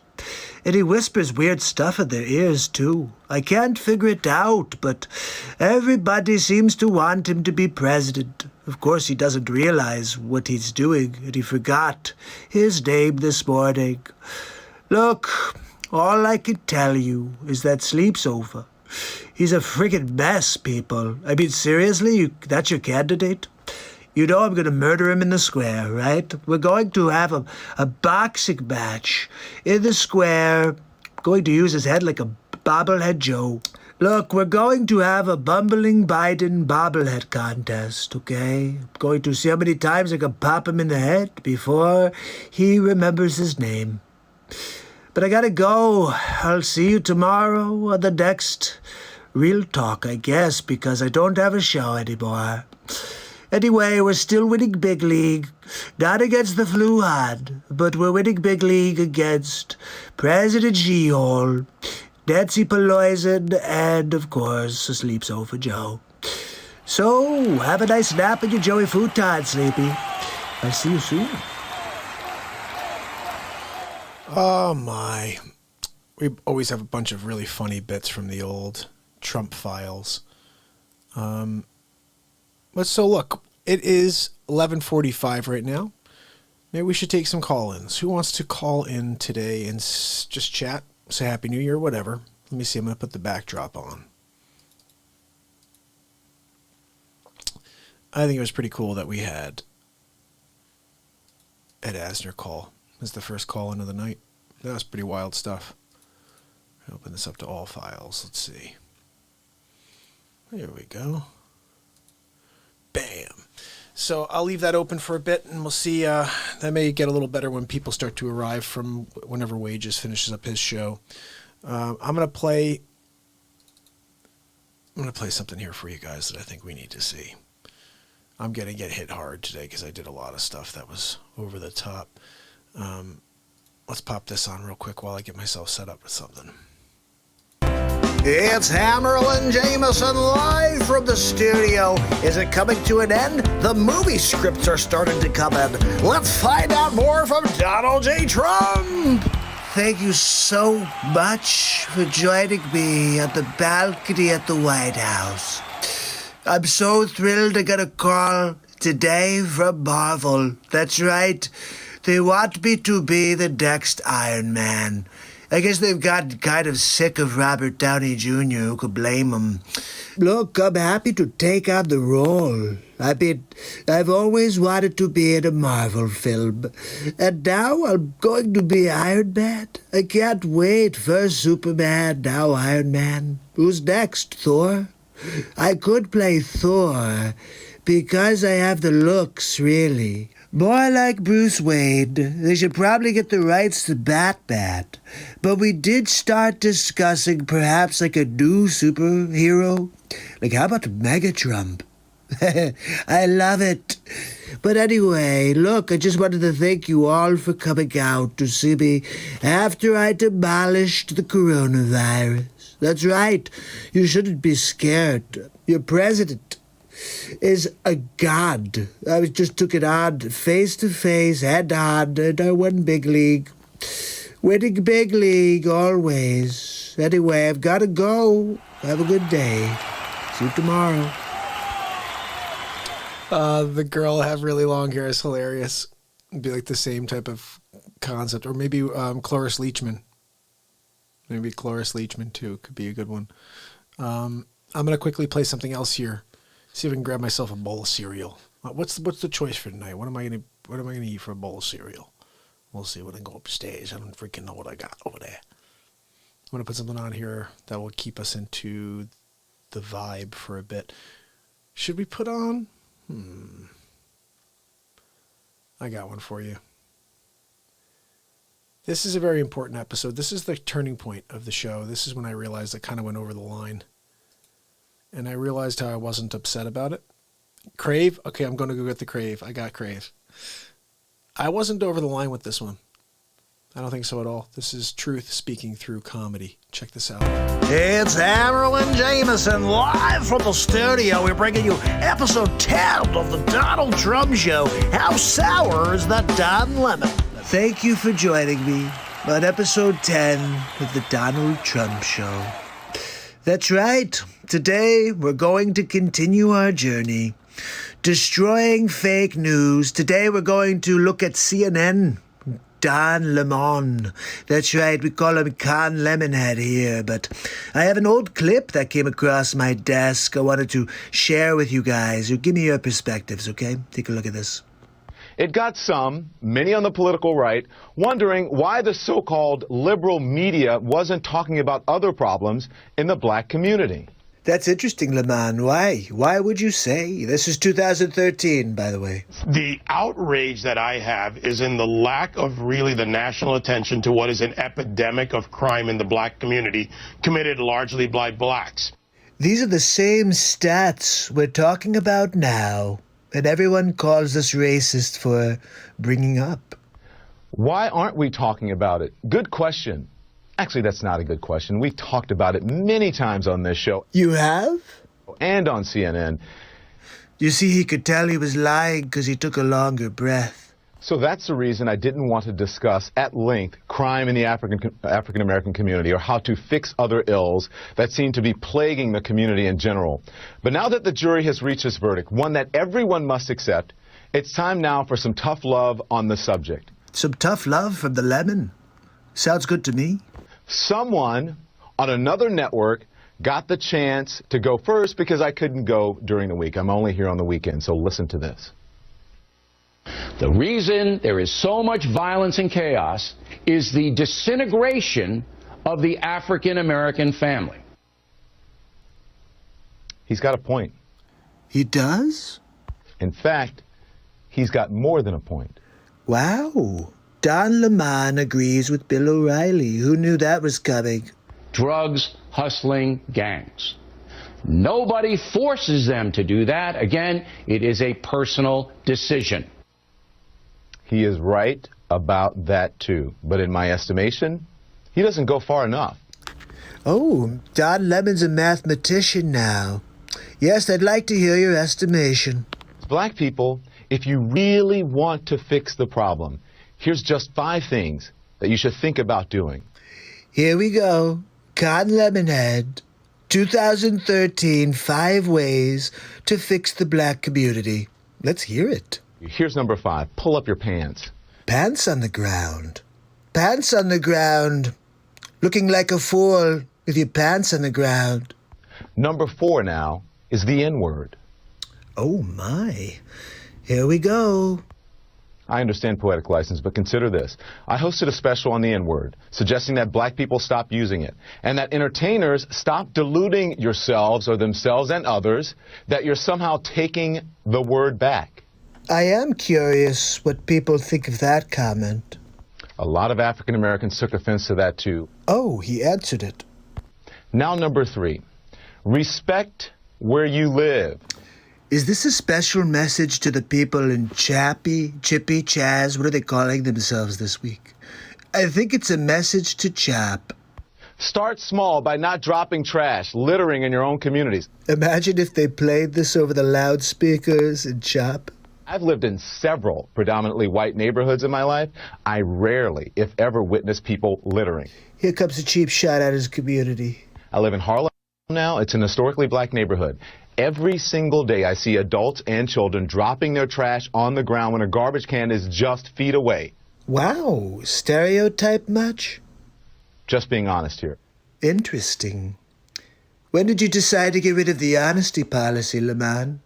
Number 2, finish school. You want to break the cycle of poverty? Stop telling kids they're acting white because they go to school or they speak proper English. What Don Lemon is saying right now would be considered racist in 2020. A high school dropout makes on average $19,000 a year. Wait, a year? A high school graduate makes $28,000 a year. Just graduating, you make 33% more per year. A college graduate makes $51,000 a year. That stat is less impressive to me. It costs like $50,000 a year for college. A college graduate makes $51,000? Over the course of a career, a college grad will make nearly $1 million more than a high school graduate. That's a lot of money. Yes, $1 million is a lot of money. It's a lot of money to the people of the United States of America. Not so much for Trump. I've got billions, okay? And number 1, and probably the most important, just because you can have a baby, it doesn't mean you should. Words you will never hear Don Lemonhead speak again. Especially without planning for one or getting married first. More than 72% of children in the African American community are born out of wedlock. That means absent fathers. Look, can't you see, this is the point. Nothing ever changes. It's always the same. It was 72% in 2013 when Obama was the president. And the studies show that lack of a male role model is an express train right to prison. And the cycle continues. Yesterday you saw that Sleep Sofa Joe was the one that put them in prison. And Don Lemon remarked how it's a problem in 2013 when Obama was in office. So what's the problem when Trump wants to fix it? Anybody? Bueller? Pay attention to and think about what has been presented in recent history as acceptable behavior. Is rioting in the streets acceptable behavior? It's a good question, Don Lemonhead. What do you think we should do, Don? Pay close attention to the hip-hop and rap culture that many of you embrace. I embrace the Sugar Hill Gang. To the hip-hop, to hibbity-hibbity-hibbity hip-hop, to toppity, don't stop. The boogie-boogie bang-bang, sugary-bug-bug. A culture that glorifies everything I just mentioned, thug and reprehensible behavior. A culture that is making a lot of people rich, just not you. The time CNN spoke the truth. Wow, it's almost surreal, right? It's surreal to see CNN speaking truth. I kind of like it. How do we get them to speak the truth always? So what happened to Don Lemon in 2020? This is the thing, Don. You know, black people need to hold other black people accountable. Okay, before we get started, that's what Don Lemonhead was doing in the 2013 clip we started with. Okay, watch. I said this the same thing. This is the Black America's version of the Me Too movement. If anything is going to change, we ourselves need to look at our own communities and look at each other and say, this thing cannot go down. I'm sorry, isn't that exactly what Don said? And then this is what I'm saying. It's about who is controlling the narrative. It's got to be all Black Lives Matter. That sounds right. What does Don have to say? Here's what I have to say. All right, Spin Doctor. Let's see what you got here. The Black Lives Matter movement was started because it was talking about police brutality. If you want an all Black Lives Matter movement that talks about gun violence in communities, including, black communities, then start that movement with that name. But that's not what Black Lives Matter is about. I'm soured by the hypocrisy. It's like eating a lemon. Oh. So if you're talking about, if someone started a movement that said, cancer matters, and then someone comes in and said, why aren't you talking about HIV? It's not the same thing. We're talking about cancer. I think Lemonhead doesn't grasp the concept of apples and oranges. If it's 100 people and you're there for all cancer matters, then it would be somebody who stands up and said, I have prostate cancer. And they would say, sit down, buddy. We just said all cancer matters. So the Black Lives Matter movement is about police brutality and injustice in that manner, not about what's happening in black neighborhoods. There are people who are working on that issue, and if you want to start that issue, why don't you start it? We have a hypocrite warning. It is about police brutality. That should never be accepted. Yeah. I am not saying that that's not it, but there's more there. Okay. And when I look at, if they have more on their agenda, we need to ask them about what else is on that agenda. Right. Don't you just love how uncomfortable Terry Crews made Don Lemonhead? It was hilarious. You could see he got very uncomfortable when he realized he couldn't control Terry Crews. I wonder, could we get Terry Crews on the Trump team? We should look into it. Look, I will see you tomorrow on the next Trump show. Have a good night.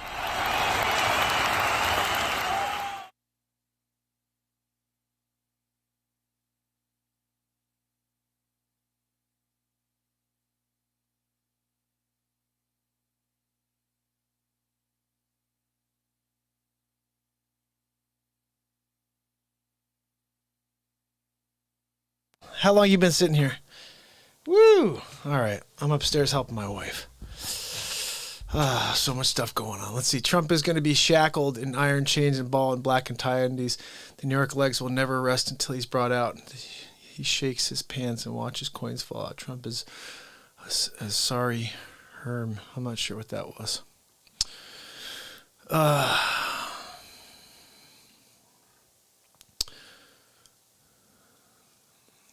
Don Lemon is a true dud. That's true. Yes, it is. How long was I gone for? A while, it looks like. Like a few minutes. Sorry about that, guys. I'm going to play you something else here while I get myself... I'm trying to help out up there. Here's a good one for you. We'll go to How Dare You Guys just so we can keep this... Oh, you know what? I got a better idea. Because this always gives us some good energy. Let's see. Maybe we'll do a How Dare You Guy.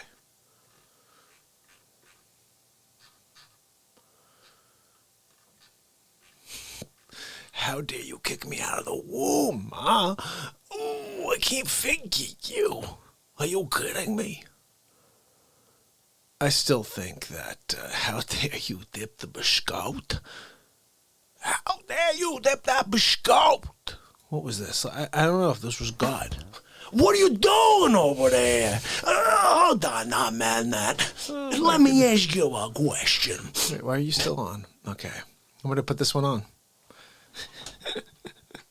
Let me ask you a question. Here we go. Ready, you guys, for a little something like that? Here we go. Let me ask you a question. Today, I don't know what episode this was. What is this place? we develop soldiers like yourself, improved.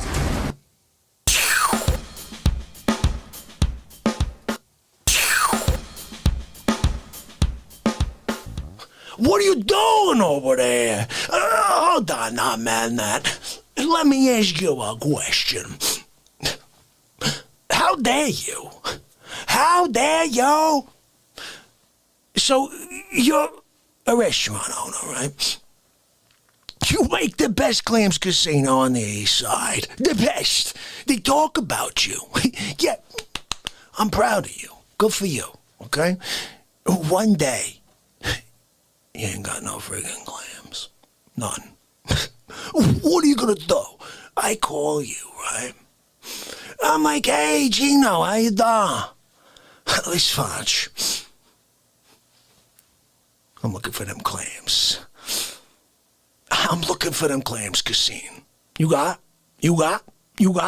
He's like, oh, I'm sorry, Facce. We don't have it tonight. I'm like, how dare you? You're the only guy they talk about.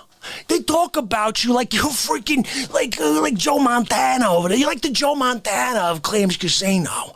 And you're gonna tell Facce that you ain't got no Clams Casino? How dare you? I can't forget you. So you're gonna go out there and be the Clams Casino King? I'm the Clams Casino King. Look at me. And you can't even keep yourself stocked up for when Facce calls. I'm sorry. We talk about disrespect. I'm over here in the Bronx. I'm expecting you to make the freaking Clams Casino. And you take that little scooter you got. You know, the one that's got the little pedals like this? Like the one they use in the circus, right? That's what you got. And you take it. And you gotta click the little ringer. Ring, ring, ring, ring. That's your freaking horn. Okay? You come out. You get to the bar. I'm sitting there. I got my espresso. I got my biscotte. I'm dipping it. I'm dipping that biscotte. I'm dipping that biscotte. I'm doing one of these. I'm stirring my biscotte in the espresso. I'm like, check that out right there. You see that move? Hold on. I'm going the other way. Yeah. Sometimes I'm doing like letters. I'm like, look, I'm making an M. Yeah. This time I made an X. How you doing? He's Kevin. You're dipping it in there. You come walking around the corner of that stupid bike, right? And you're like, hey, Facce, I got your Clams Casino. And you respect. And then you get the freak out of it. Because you know I got no time for you. I got to eat that Clams Casino now. It's getting cold. It took you friggin' 27 years to get here on that stupid bike. You couldn't take a normal bike? You couldn't grab like a regular Huffy?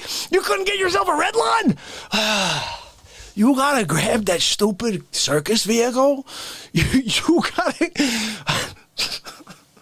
Hold on now, man. Let me ask you a question. So you gotta take, like, the order of your life. It's like a kidney. You're taking a kidney to your best friend. All you got is a unicycle. You gotta get on that unicycle. You never freaking driven a unicycle ever, right? Check this out. This one, it squeaks every time you get to like 3 o'clock. So you'd be like, yeah, you feel like you're getting it. And then 3 o'clock, it gets like that every time. You gotta go from your house, which is in French Lick, Indiana, to Toronto. You leave right now, okay? You got a Twinkie in your pocket. You got 15 cents. And you got a Snickers bar, okay? Nothing to drink. Nothing, okay? You can't even bring an ATM card. We're not letting you. You gotta go. French Lick.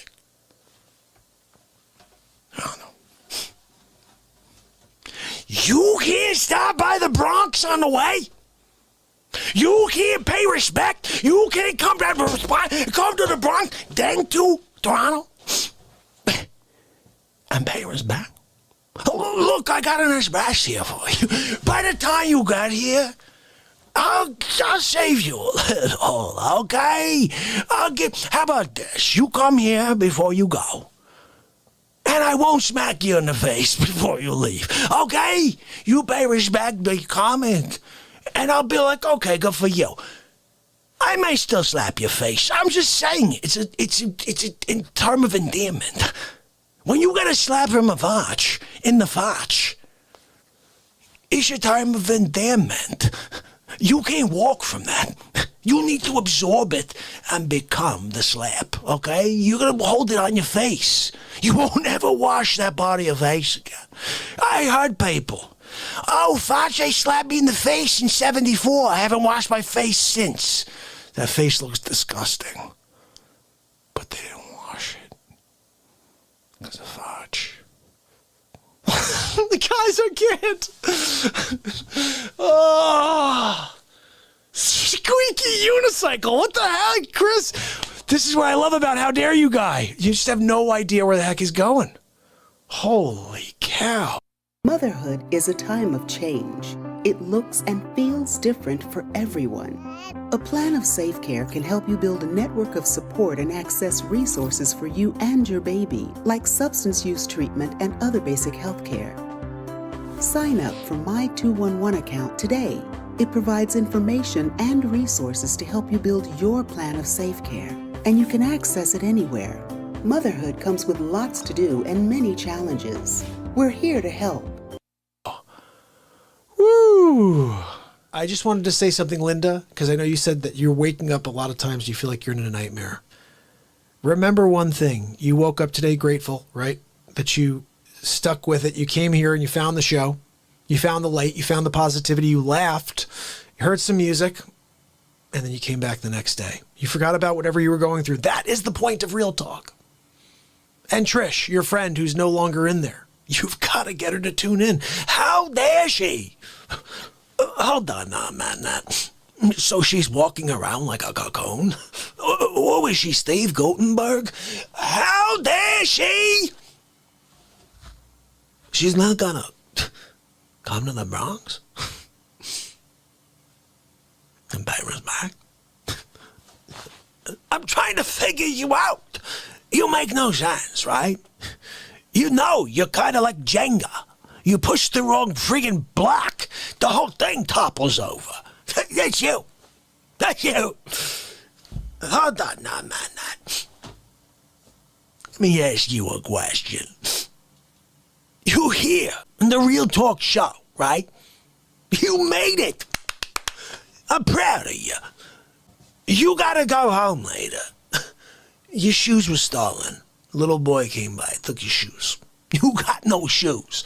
You asked the guy that you went to see. He wears a size 3. You're a size 12. It didn't work. You could have wrapped your feet in the size 3. You didn't fit at all. You couldn't even get like a pinky toe in the whole shoe. You got massive 12s. Your 12s are not normal 12s, okay? You got a triple wide 12, okay? That pinky. What the frig happened to that pinky? How did that pinky toe get there? How's it doing that? Like, I looked at it. I was like, is it telling time? What's that freaking pinky toe doing? Hold on, man. Is that pinky toe, like, holding its pinky up because it has a question? Oh, my goodness. Oh. Sometimes I can't keep it in, guys. Are you kidding me? How dare you? Oh, my goodness. What is that pinky toe doing? Is that pinky toe holding his pinky up? Because he has a question in class? Like, hey, Teach, I got my pinky toe up. You told me to raise my hand. I raised my pinky toe. How dare you not respect the pinky toe? Hold on, man. So you're in class, right? Teacher's pet. You're here. You brought a freaking apple that day. Me. Hey, Teach, could I get an A++++? Sure, Jesse. Go sit down over there. Whack-a-dough, right? Who do you think you are? You think you're better because you brought a friggin' Granny Smith? How dare you? You bring a granny smack, you think, hey, all of a sudden, you're like, oh, look at this, it's freaking Sam McAdoo. I don't even know what the hell that is. It's right. McAdoo? What the hell is that? It's the first name that came to my friggin' mind. That's what Facce does. It's called improvisation, okay? Hold on now, man. Let me ask you a question. I'm there, right? I'm in the Bronx. I'm sitting at my table. I got my espresso. I got my biscotti. I'm dipping it. I'm dipping that biscotti.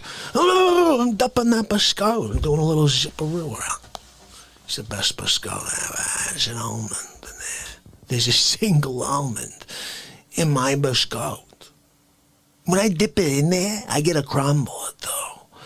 It's delicious. You know the guy in the back who make my espresso? He comes from Italy. You've never had a real espresso unless you get a guy from Italy make it for you. He's authentic. He's authentic. You're sitting there, all of a sudden, hey, you sit down, right? You got your espresso. Biscotti. It's like freaking 1800s, already at the high noon. I'm going at it. Are you kidding me? I'm ready to go. Got my biscotti. I'm dipping that biscotti. I'm dipping that. Let me ask you one question. So you can't sit down, take a nibble of your biscotti, maybe dip it in there a little? You could dip it a little. You don't have to go full force like Facce, okay? Look, I'm sorry. I'm sorry. How dare you? Are you kidding me? 3 hours and 23 minutes into the show. You think I'm gonna run out of freaking energy or something? How dare you? Are you kidding? Are you kidding? 710 days? We're gonna do 24 freaking hours right now. Let's go. We're doing it. 24. It's Jack Bauer. Are you Kiefer? Where's Kiefer? I can't find them. Where did Kiefer Shining go? Oh, he's underneath the tree. He's like 2 feet tall. You didn't know that? How dare you? Hold on now, man. I can't figure you. I can't figure you out. Sonny, what are we going to do? I know, son. No, son, give me, Sonny. I hear you, Sonny, but they're just kids, Sonny. Sonny, they're just kids. Guys, you gotta understand, guys. Sonny's old school, okay? Sonny's old school. He wants to take out the pliers and start to go to work. He's like in Pulp Fiction or something. Sonny, we can't do that. This is America, okay? No, Sonny, you're not in Vietnam anymore, Sonny. He goes through this sometimes. Kind of like Walter from Big Lebowski. He starts talking about Vietnam. Sonny, Vietnam's over, okay? No, you can't call them that anymore. It's not nice. It's not the correct nomenclature, as Walter would say to the dude. Walter, I don't care, Walter, is what the dude would say back to Walter.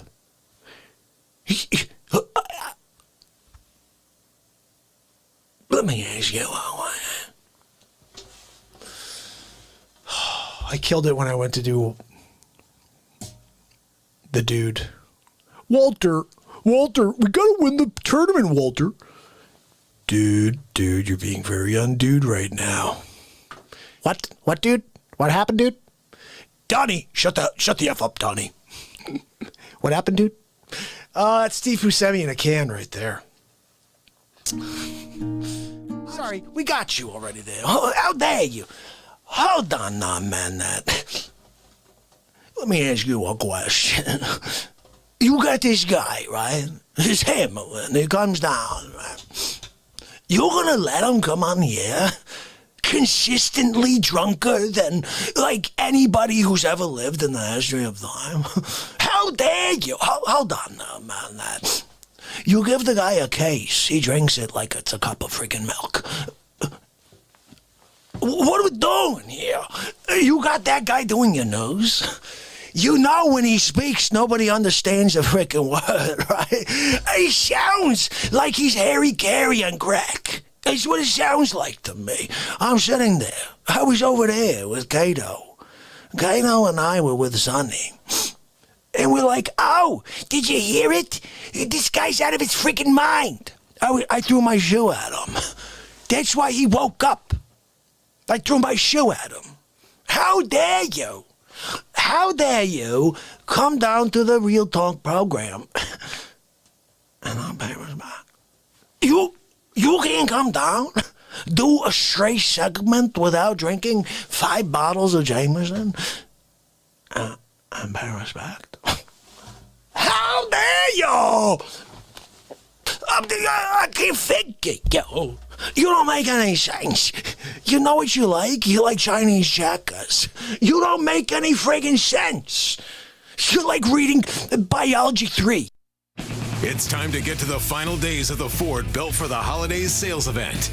I mean, I know it helps when these things happen, but right in the middle? Come on, how dare you? I guess that was the end of it? Really? It went right to the end right there? How's everyone doing? The fam kicking it here. Wages, thank you, my friend, for coming to kick it with me. How's everybody doing? I want to share a couple of things that are going down right now. Right now, we are in the first couple of days of a new year. We just completed the worst year in history. And we are about to possibly go into the next worst year because there's a sleep sofa about to take office. Just saying. When they uncover what's inside the cushions on that sleep sofa, yeah, that's right, Roundup.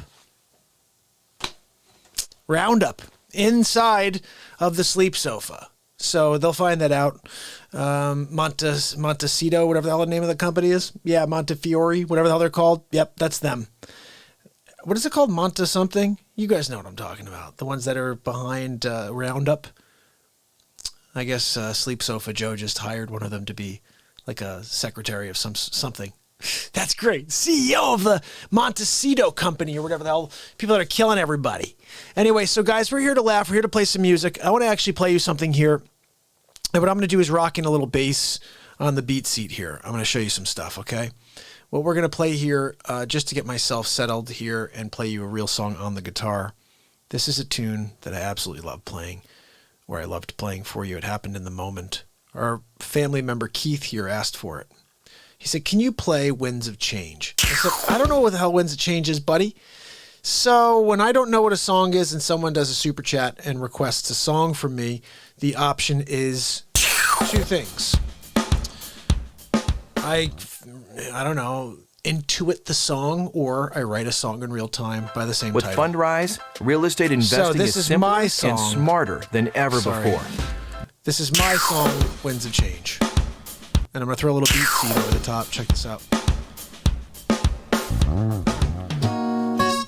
Let's see if we can get this going here for like a new song. This is going to be Keith's rock out. It's called Winds of Change, right? Everybody, please smash the like. Please subscribe. I'm live every day for the rest of my life. This is day 734 in a row.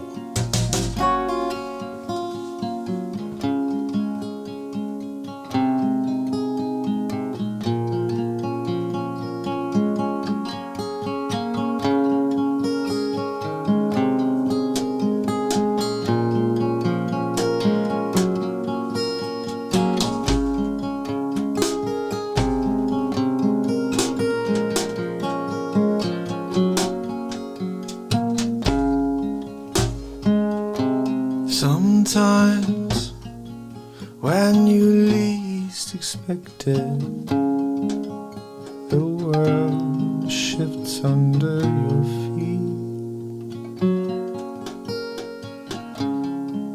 You got one move from there. You get up and go. There's the winds of change. Get up and go. Feel the winds of change as they push you down the road. You find who you are, you bring it to the surface then. You'll feel the light inside of you shines the winds of change.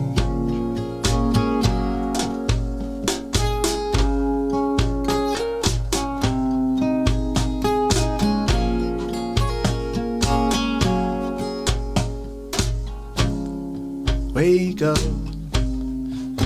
feel the sun on your cheek. Take a deep breath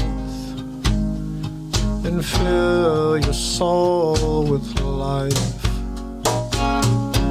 You got one life, you got one chance, you got one path. So if you just stand up and go right now, you'll find the way. I know you'll find the way in the winds of change.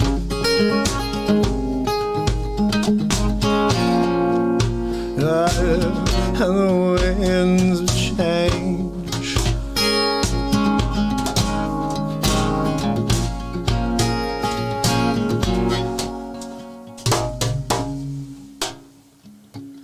Look out,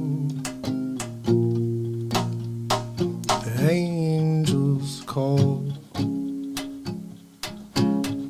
Keep your ears open for the sound. It will beckon you to come to life, into life. And if you fade away, I'll miss you.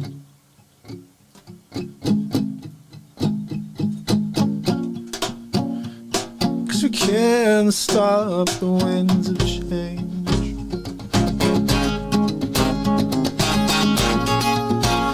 Now we can't stop the winds of change.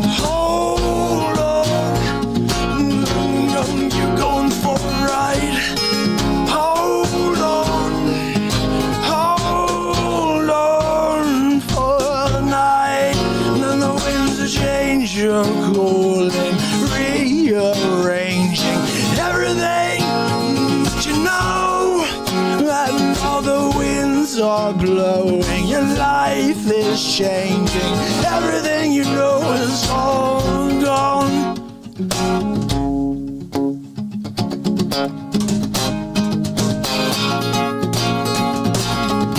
And the winds change, whoa, whoa, whoa, whoa,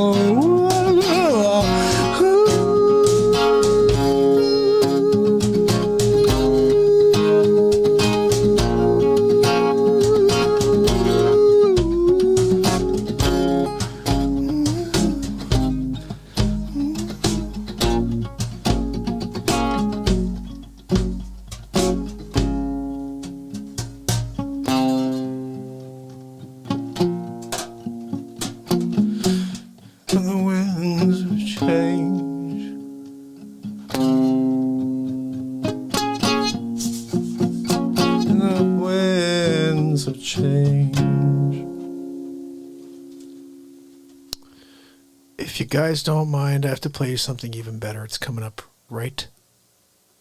Well, actually, right now. There we go. Did you know you can create an endless water supply using only the air around you? Wow.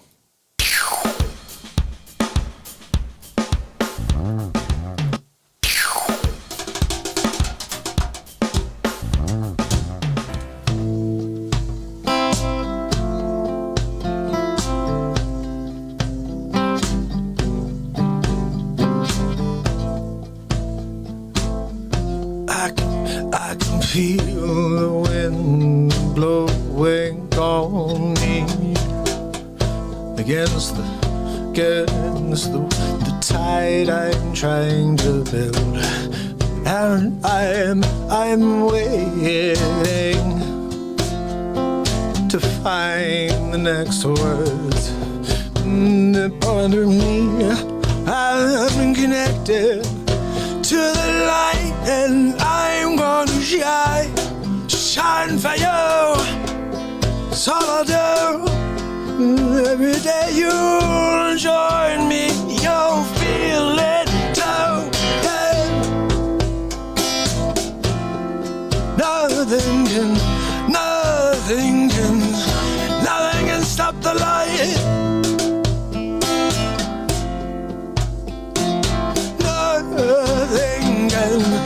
Nothing can stop the light. It's shining so bright, it's blinding me. I can't stop it. No, I don't want to drop it. No, I just want to go inside.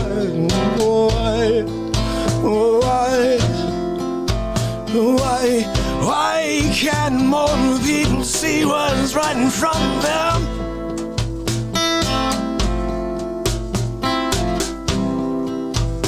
Oh, you can't stop the light.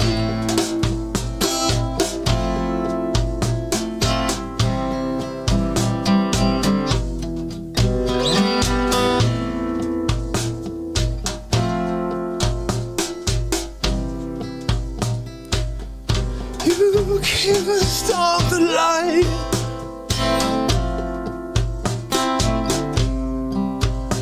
Shining bright.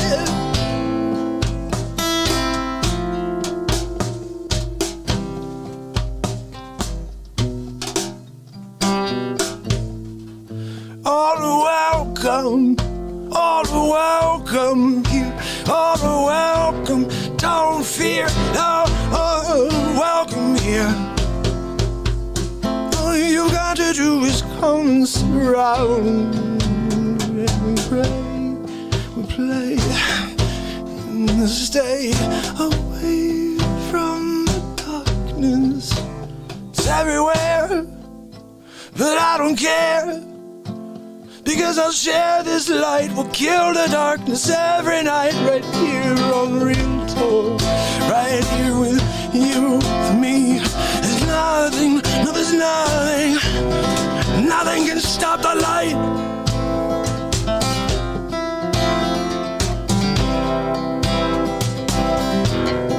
Nothing can stop the light. Nothing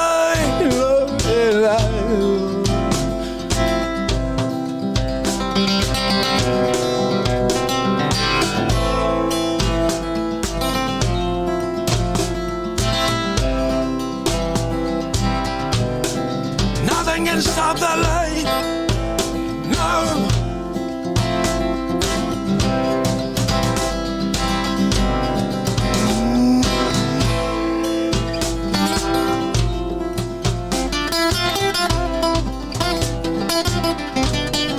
Nothing can stop the light.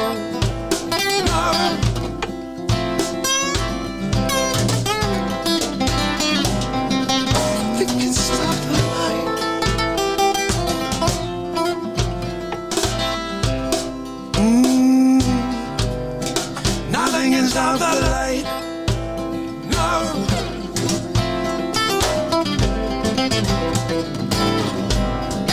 Nothing can stop the light.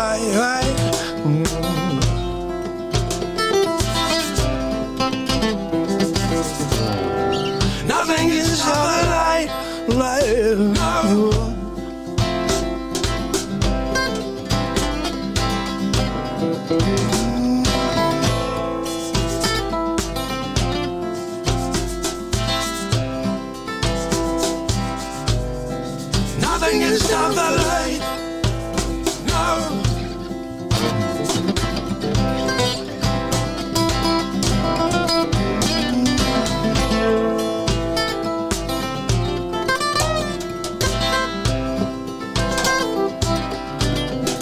Nothing can stop the light.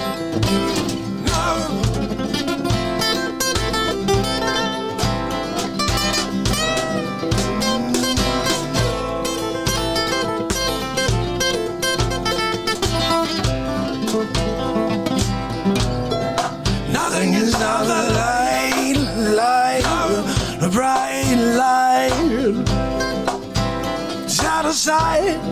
Nothing can stop the light. Oh.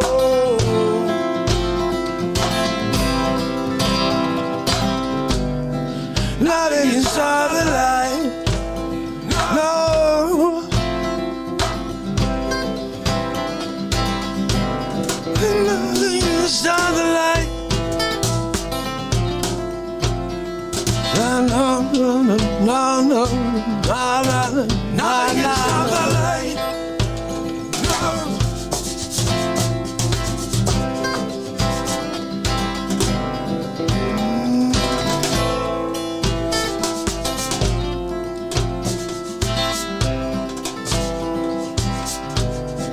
Nothing can stop the light.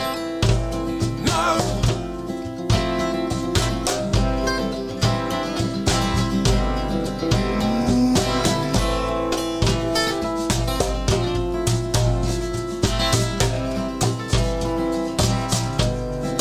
Nothing can stop the light.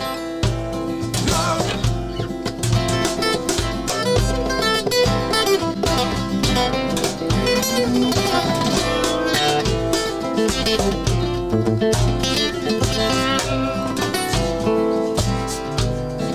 Nothing can stop the light. No.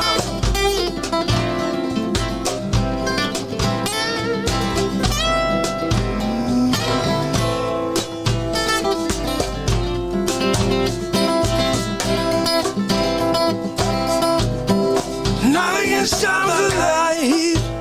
No. It's blinding. Nothing can stop the light. No.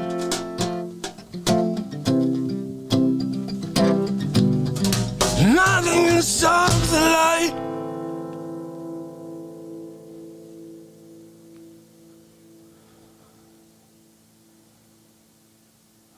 You guys want to hear the message? Like I said, I believe if I don't do what we're doing here, we're never going to be able to fix the problems of this world. And it seems so simple to me, just music, laughter, and positivity, and connecting and leveling each other up, and leaving the judgmental, religious, rhetoric at the door. Like, oh, my religion's better than your religion or whatever. We come here, we don't talk about religion. We talk about the base of all religions, which is the three things I just talked about. Don't you realize something real quick? Every single religion, every religion that we've ever known, doesn't it have music within it in some fashion? The Catholic religion, Christian, Catholic, you sing songs. The Jewish faith, they have cantors. You sing songs. Every single faith has music at the core. Am I right or am I wrong? Somebody has to tell me. I don't know for certain. I'm thinking it's true. You're right. You're right. Chant You're right. Hold something, on. Right? We're going to move forward here for something. Hold on. Moving forward to... It's a really good bit, guys, but it doesn't talk about religion necessarily. It just talks about how we basically got religion wrong. And at the end of the day, we're meant to lift each other up into the light. And that's what we do here on the Real Talk program. But there's a song here at the end called Into the Mystic. Let's rock it out real quick while I... You know what? Forget that. I'll do Into the Mystic another time. We're here, guys. It is day 734 in a row of the Real Talk Show. That is the song I wrote 2 weeks ago called Nothing Can Stop the Light. I have my first album coming out in 13 years tomorrow. How exciting is that on iTunes? You can get that over on DistroKid. You can sign up for it if you'd like to in order to be notified when it does drop, which should be tomorrow morning. And I'll give that to you guys right now. This is the link. I think all you have to do is click on it and then sign up. You could just throw in an email and it will tell you. Nothing can stop our light. That's absolutely right, Nita. I'll be here every day pushing out the positive message, and hopefully you guys can continue to share it. Because as you know, the YouTube likes to suppress my show. Yeah, they're a bunch of chooches, really. So what I want to do here is play you something. Okay, we were going to do call-in nights. Anybody want to call in? Number's right there. If you do, that'll be fun because... right now, I'm planning on playing you a tune, but for now, while we see if someone calls in, I'm going to throw on a quick... I'm not going to throw a drum. I'm going to throw something on, though, okay? I got something for you. How about this?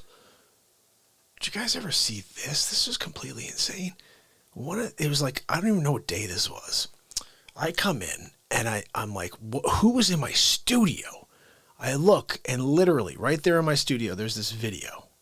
Someone broke into my freaking studio. And I don't know how this guy got in there. It was freaking Owen Wilson. You're not going to believe this. I still don't know how this happened. It just showed up on my desktop. I don't know. Someone called the authorities.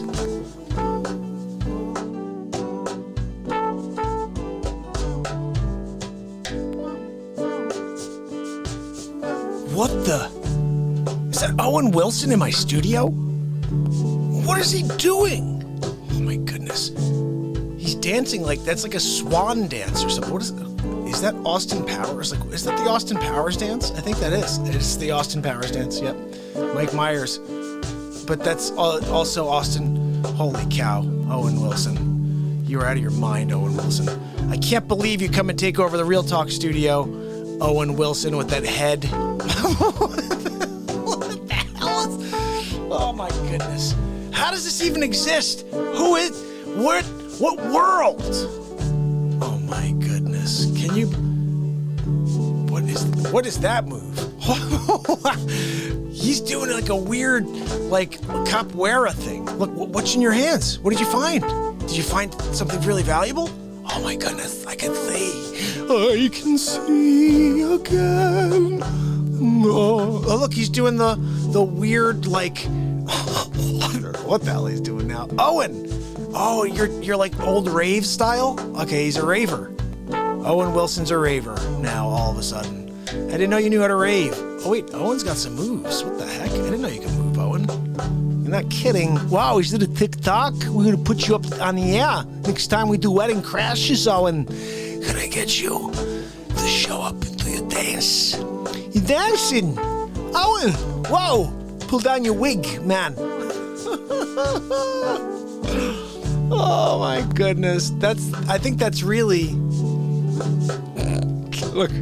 Oh, you realize you need to pull down your wig, did you, Owen Wilson? Holy cow. Holy cow. Oh my goodness, Sally. Don't go anywhere, Sally. Hold on, I have to shut this is almost over, Sally. I promise you. But I have to play you something, Sally, so don't go anywhere. Oh, Owen Wilson, seriously. We're checking it out, guys. I took over the Real Talk studio.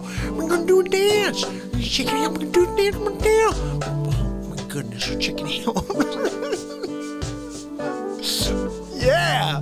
Yeah, baby! Oh my goodness. Sally Knowles, I have to play you something, Sally Knowles. Don't go anywhere, okay? Sally Knowles, this is a special clip for just you, okay? Because you're doing something for free webinar on Facce, right? You said something you're doing on the Facce? Check this out. I just need to show you what's going down because you missed a few things here, okay? You just found the show. You didn't even know this happened. You didn't know that Facce has been on the show before. That's right, that he's been trying to change the whole outlook of things. Check this out. You didn't know. It's okay. So, Facce, what's going on out there?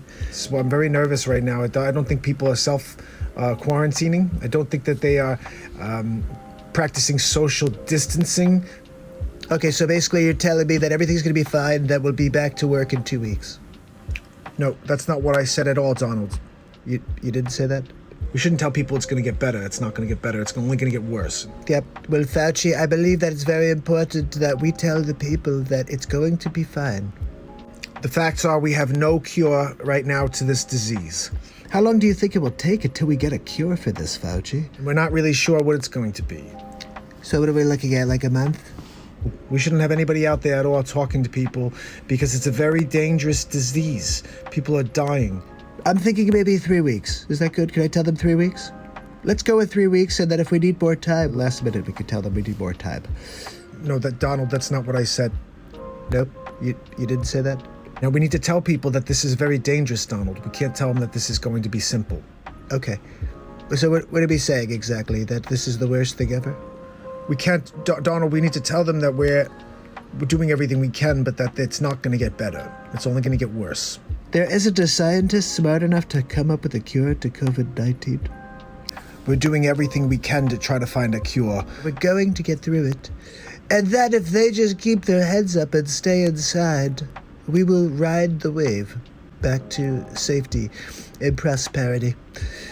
We need to stop being outside in groups of more than 2 people. I don't think we should be out there with more than 2 people at a time. If you need to get food from the grocery store, go get it from the grocery store, but then get yourself back home.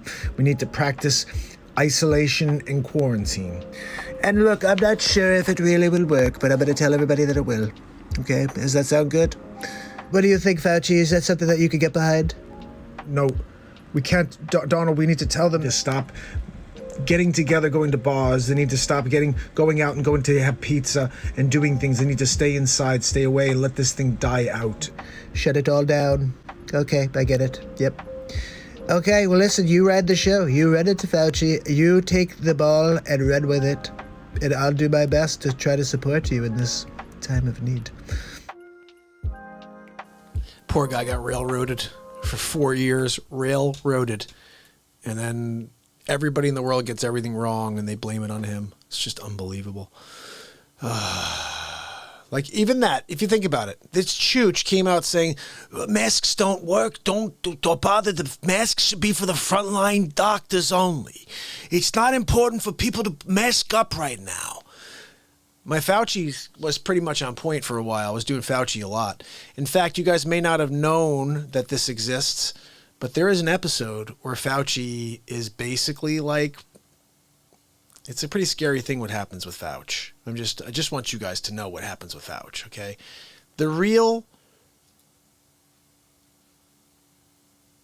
I'm trying to think of which one is the one. I think this may be it.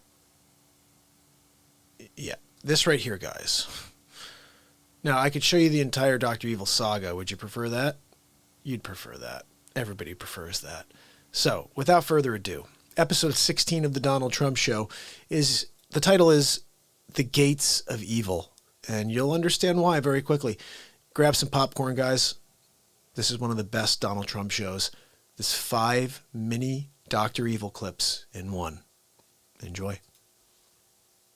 Hammerlin Jamison introducing episode 16 of the Donald Trump Show, The Gates to Evil. Thank you. Thank you very much. Thank you for joining me on episode 16 of the Donald Trump Show. Today we're talking about Dr. Evil. That's right, Bill Gates, Fauci. They're all in it together. And I think you'll be surprised when you see Vladimir Putin in the mix. And even George Soros. So we're going to get into it now. Let's take a look at the first piece. Dr. Evil, are you there? Well, hi, Bill Gates. How are you? Do you have a second to talk? Yep, I'm here in the evil lair right now. I heard about all your work on the vaccines. Quite promising. Hold on. Put you on speakerphone. So tell me, what's the latest, Bill? Look, we have to get our vaccines in order if we want to try to stop the spread of the coronavirus.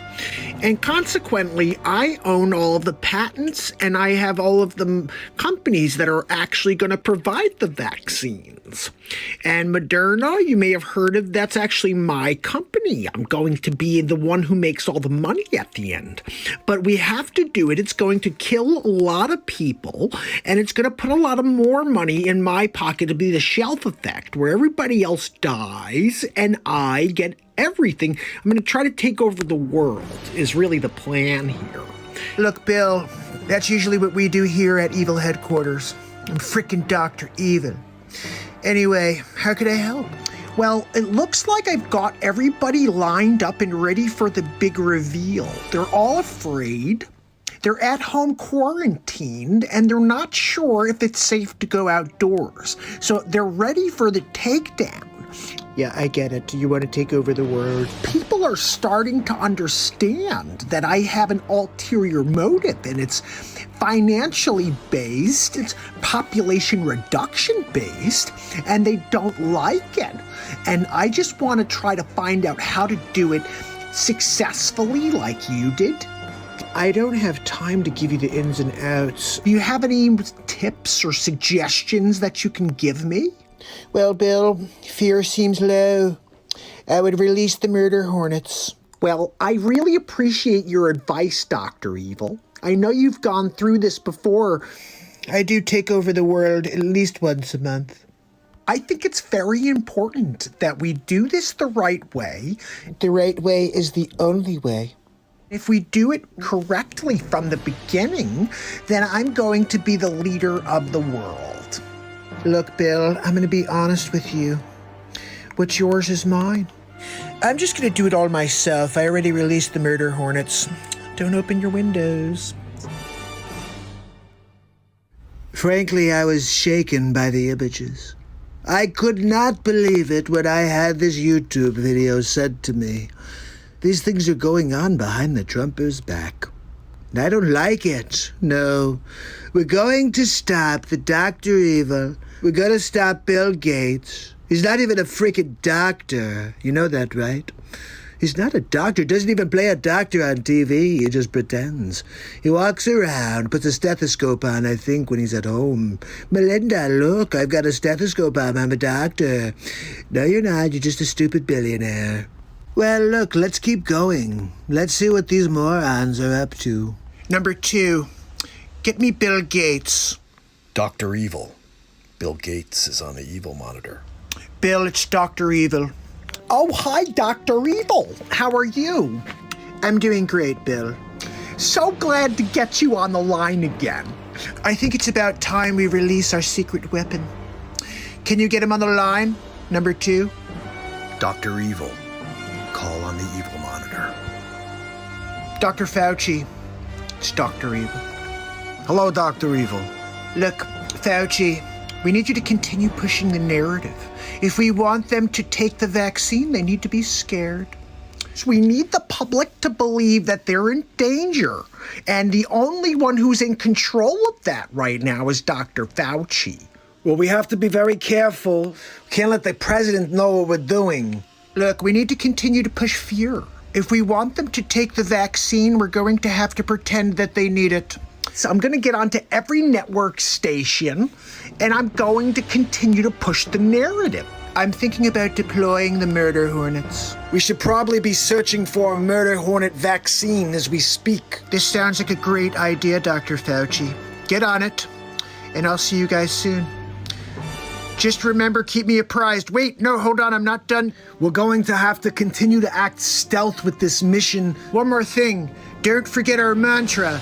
We all need vaccines. That we all need vaccines. And I will eventually take over the world.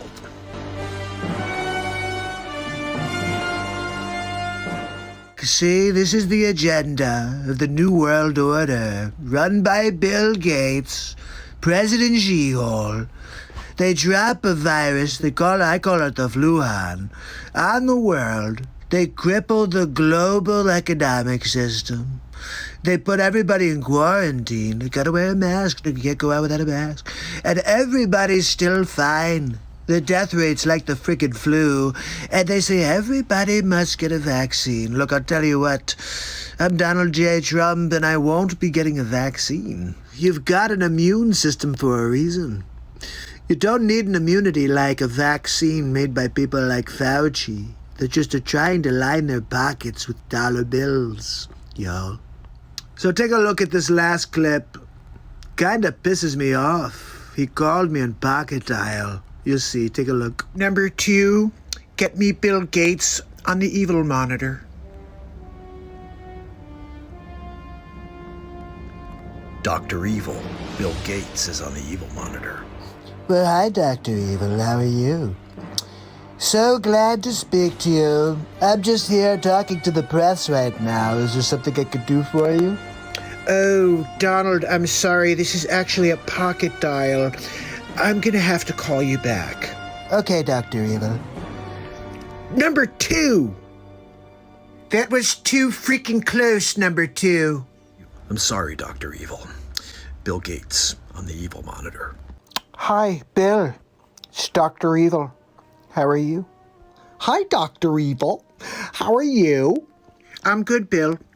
Are we still on track to take over the world? So Dr. Fauci went on the front lines again today and told people they need to do even more extensive social distancing. They need to stay away from each other more. We have to develop the vaccine before too many people die, and then we won't be able to make all of that money. And what does Fauci have to say about it? I'm going to try to get Dr. Fauci on right now. Dr. Fauci, are you there? Bill, how are you? It's Bill and Dr. Evil, and he's on the Evil monitor with us. Dr. Evil. Gentlemen, the fear-mongering's not working. You're going to have to find a different strategy. I'm getting very nervous about this, Dr. Evil. I think I may back out of this entire thing if we don't bring the vaccine to market next week. I'm out. Take a breath real quick, Dr. Fauci, because we're almost there. All right, we put all the money out there. We have the patents, and we have everybody at home right now. So all you have to do is continue the narrative. The president is starting to become suspicious of Fauci. Dr. Fauci, we really need you to come through for us here. Look, the president is smarter than he pretends to be. Fauci, failure is not an option here. I'm sorry, gentlemen, but I will not take a fall for two megalomaniacs. Okay. I think I've heard enough. Excuse me. Yes, release the murder hornets. Yes, Bill Gates' house and Dr. Fauci's. That's right. Yep, thank you. Okay, yep, fantastic. I'm sorry, gentlemen. I just can't stand you anymore. Look, I have to thank MAGA lover QAnon 1984 for sharing these 3 videos with... Oh, wait a second, I'm getting in my ear that we have one more for you. Hold on one moment. Let's get to it. Ladies and gentlemen, the scene is set. Number 2. Dr. Evil. Vladimir Putin's on the phone. Dr. Evil, it's Vladimir. I have the news. Well, it's really good to have you on the line, Vladimir. I'm so glad that our plan is working. Right now is good mission. Is an American run. Look, all I want you to know, Vladimir, is that we have to put the pressure on. More cities. They riot in the street. Good. Now to part 2, our secret weapon. You know who I'm talking about. Let's get him on the line. Dr. Evil. George Soros is on the line. George. Dr. Evil. What's the deal? Can I play too? What you got going on over there? Give us the scoop. I want to play. Let me put you on speaker. Yep, here we go. What do you got, George? I'll put money in as well, and we could take over the solar system. We have to find a way to stabilize Donald Trump as well. Bring Trump Walker to me. I will turn him, or I will destroy him. You know, I have to say, I did not expect to see George Soros turn into Emperor Palpatine. Who knew? Who knew that Emperor Palpatine was really George Soros? Typecast, really. I heard he also played Jabba the Hutt. They didn't really even need to use any makeup. Look, the one thing I'll tell you about Donald J. Trump is I keep my friends close, but I keep my enemies closer. I'm gonna call Dr. Evil right now. That's right. We're going to have a conversation about all of these videos because I don't like when people come after the Trump. Hold on, people. The phone is ringing. Number 2. Dr. Evil, there's a call on the Evil monitor. It's Donald Trump. Thank you, number 2. Hi, Donald. It's Dr. Evil. How are you? Dr. Evil, you're live right now on the Donald Trump show. Oh, really? Okay, hold on one second. Let me put you on speaker. What can I do for you, Donald? You're actually the subject of episode 16 of the Trump show, and I just found 4 videos, quite incriminating. And before I send them to the high courts, I just wanted to see if you have anything you'd like to say. Well, Donald, simply put, I'm freaking Dr. Evil. Look, Dr. Evil, you know, we've had a pretty good working relationship in the past, but that all comes to an end now. Next time you think you could take advantage of the Trumper, just get ready for a steaming pile of rockets all over your face. I'm gonna drop them all over your evil compound, wherever it is. I wish you lots of luck on your search, Donald. We're gonna find you, Dr. Evil. I'm going to find you. Look, Donald, I really don't care how you feel. Sorry. Perhaps if I tell you about the newest technology we're gonna use to take you out in your compound, would that interest you, Dr. Evil? No matter what tech you have, Donald, you get... Hello? Donald? Number 2! He hung up again, motherfucker!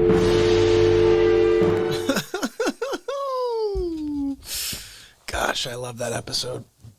Is that episode not freaking awesome? I love hanging up on Dr. Evil. That's my favorite bit, is Donald Trump. There is a crazy Dr. Evil 1 through 8, which is really silly stuff. I used to say something like, "Oh, hi, Donald. How are you?" It's like, "I'm Trump-tastic. Are you kidding me? I'm doing so great. I got through a day without watching all the negativity on Twitter. Melania didn't go near my gold toilet. She didn't even gaze at it today. Sometimes she gazes at the gold toilet and I visually can start to see it smelting. She smelts it with her gaze.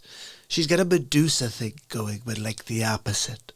Medusa's so ugly, she turns people to stone. Melania's so striking that she turns people to, like, water. They melt. It's weird. But my gold is also susceptible to her gazeness. She's got a gazer knee. She's gazery."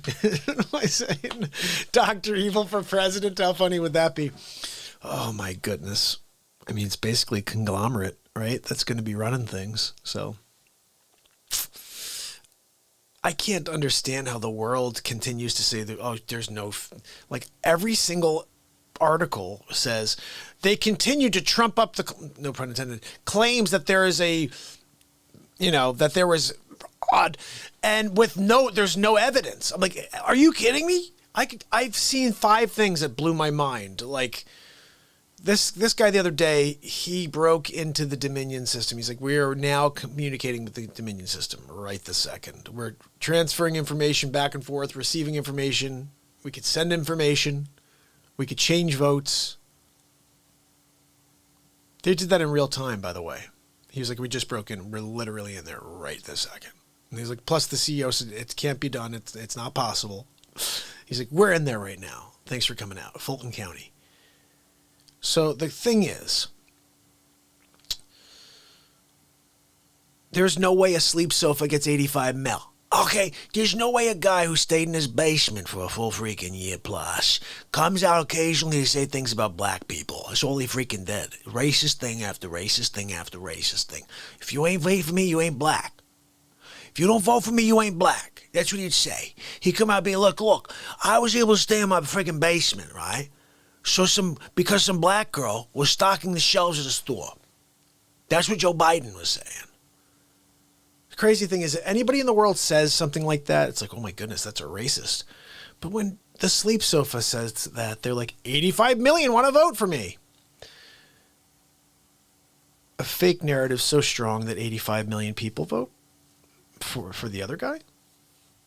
I told you guys what happened. I mean, this is such a simple thing. You have man who wants to change the system, and then the system destroying man over a 4-year period. It's very simple. The system fought back and lied, and with the deceit and the deception that they put out there in front of us, we ate it up as a country. It's amazing to me how people are just living in a fog. And how 85 million people could think that going back to the way it was is better than the future that we almost had. We almost had a swamp that was going to be freaking drained. I was looking forward to the front row seat here on Real Talk. Did you see today, Pelosi? Did you see tomorrow, Shickety Schumer? Did you see what? Did you see that one? Oh, how dare you! We're gonna do How Dare You every night with who was arraigned today. You know. Anyway, but you know what? At the end of the day, we have to make lemonade out of whatever lemons they give us. If it's a crap lemon, you got to drink it. It's going to taste pretty crappy, okay? I'm just telling you. It goes down really sour. Really sour. You got to figure out where to get some sugar. You put like 3/4 sugar and then that crappy lemonade in there, okay? So it's like crappy sugar lemonade. At least it's sugar in there. You got the good thing in there, sugar. The crap lemonade. Whatever. You know what I mean? Oh, guys. So, look, we've been on for 2.5, actually over 3 hours, I'd say now, because just about 3 hours. I got cut off earlier at the very beginning. Those aren't lemons. Hold on now, man. Let me ask you a question. You got lemons, right? You can't squeeze them freaking lemons? Drive up a gallon of that freshly squeezed lemonade from Florida to my table in the Bronx and pay respect? How dare you? You're squeezing the freaking lemon right now. You're squeezing it into a freaking Mason. You drop a couple Masons in the back of your Chevy Lumina. You take a trip up to the Bronx. What are you waiting for? I thought you'd be at the toll booth already. You're on the first trip to the Bronx to pay respect to Facce. It's a national pastime. Some people go to Cooperstown. Some people go to Springfield, Massachusetts to Basketball Hall of Fame. They'll go Canton, Ohio. Go check out the Football Hall of Fame. Or they go to Facce's to pay respect. It's the fourth thing people do. Hold on now, man. Your pop didn't tell you that the national pastime is Facce Respect Day? You didn't go to Facce Respect Day? We give out a slap in the Facce. It's free. You get a free slap in the Facce when you go to Facce Respect Day. How dare you? Hold on now, man. So you're not going to come down Bronx? We do it on December 25th every year, right at 5 p.m.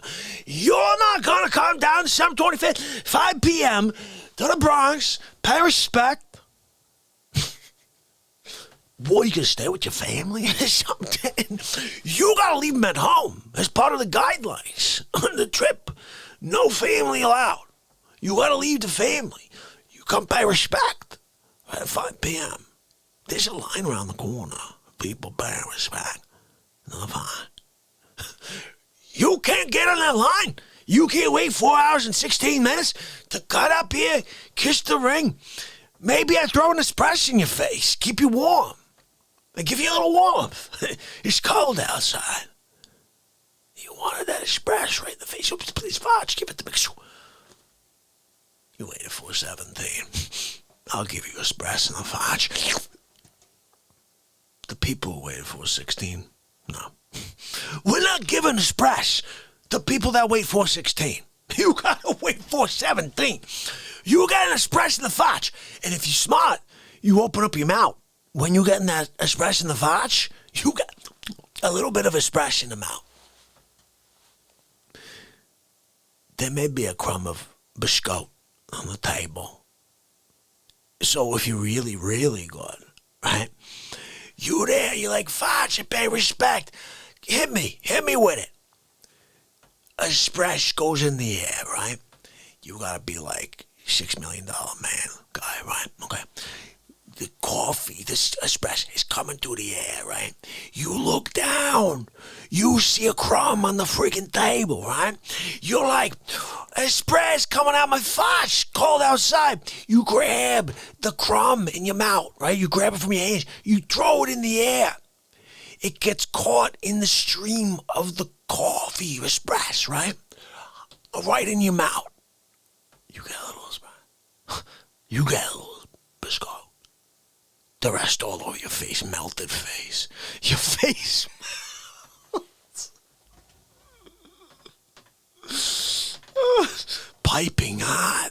I just got a fresh espresso from Gino. He took it out of the espresso. He just squeezed it out for me. I got a fresh espresso when you come up and around the corner.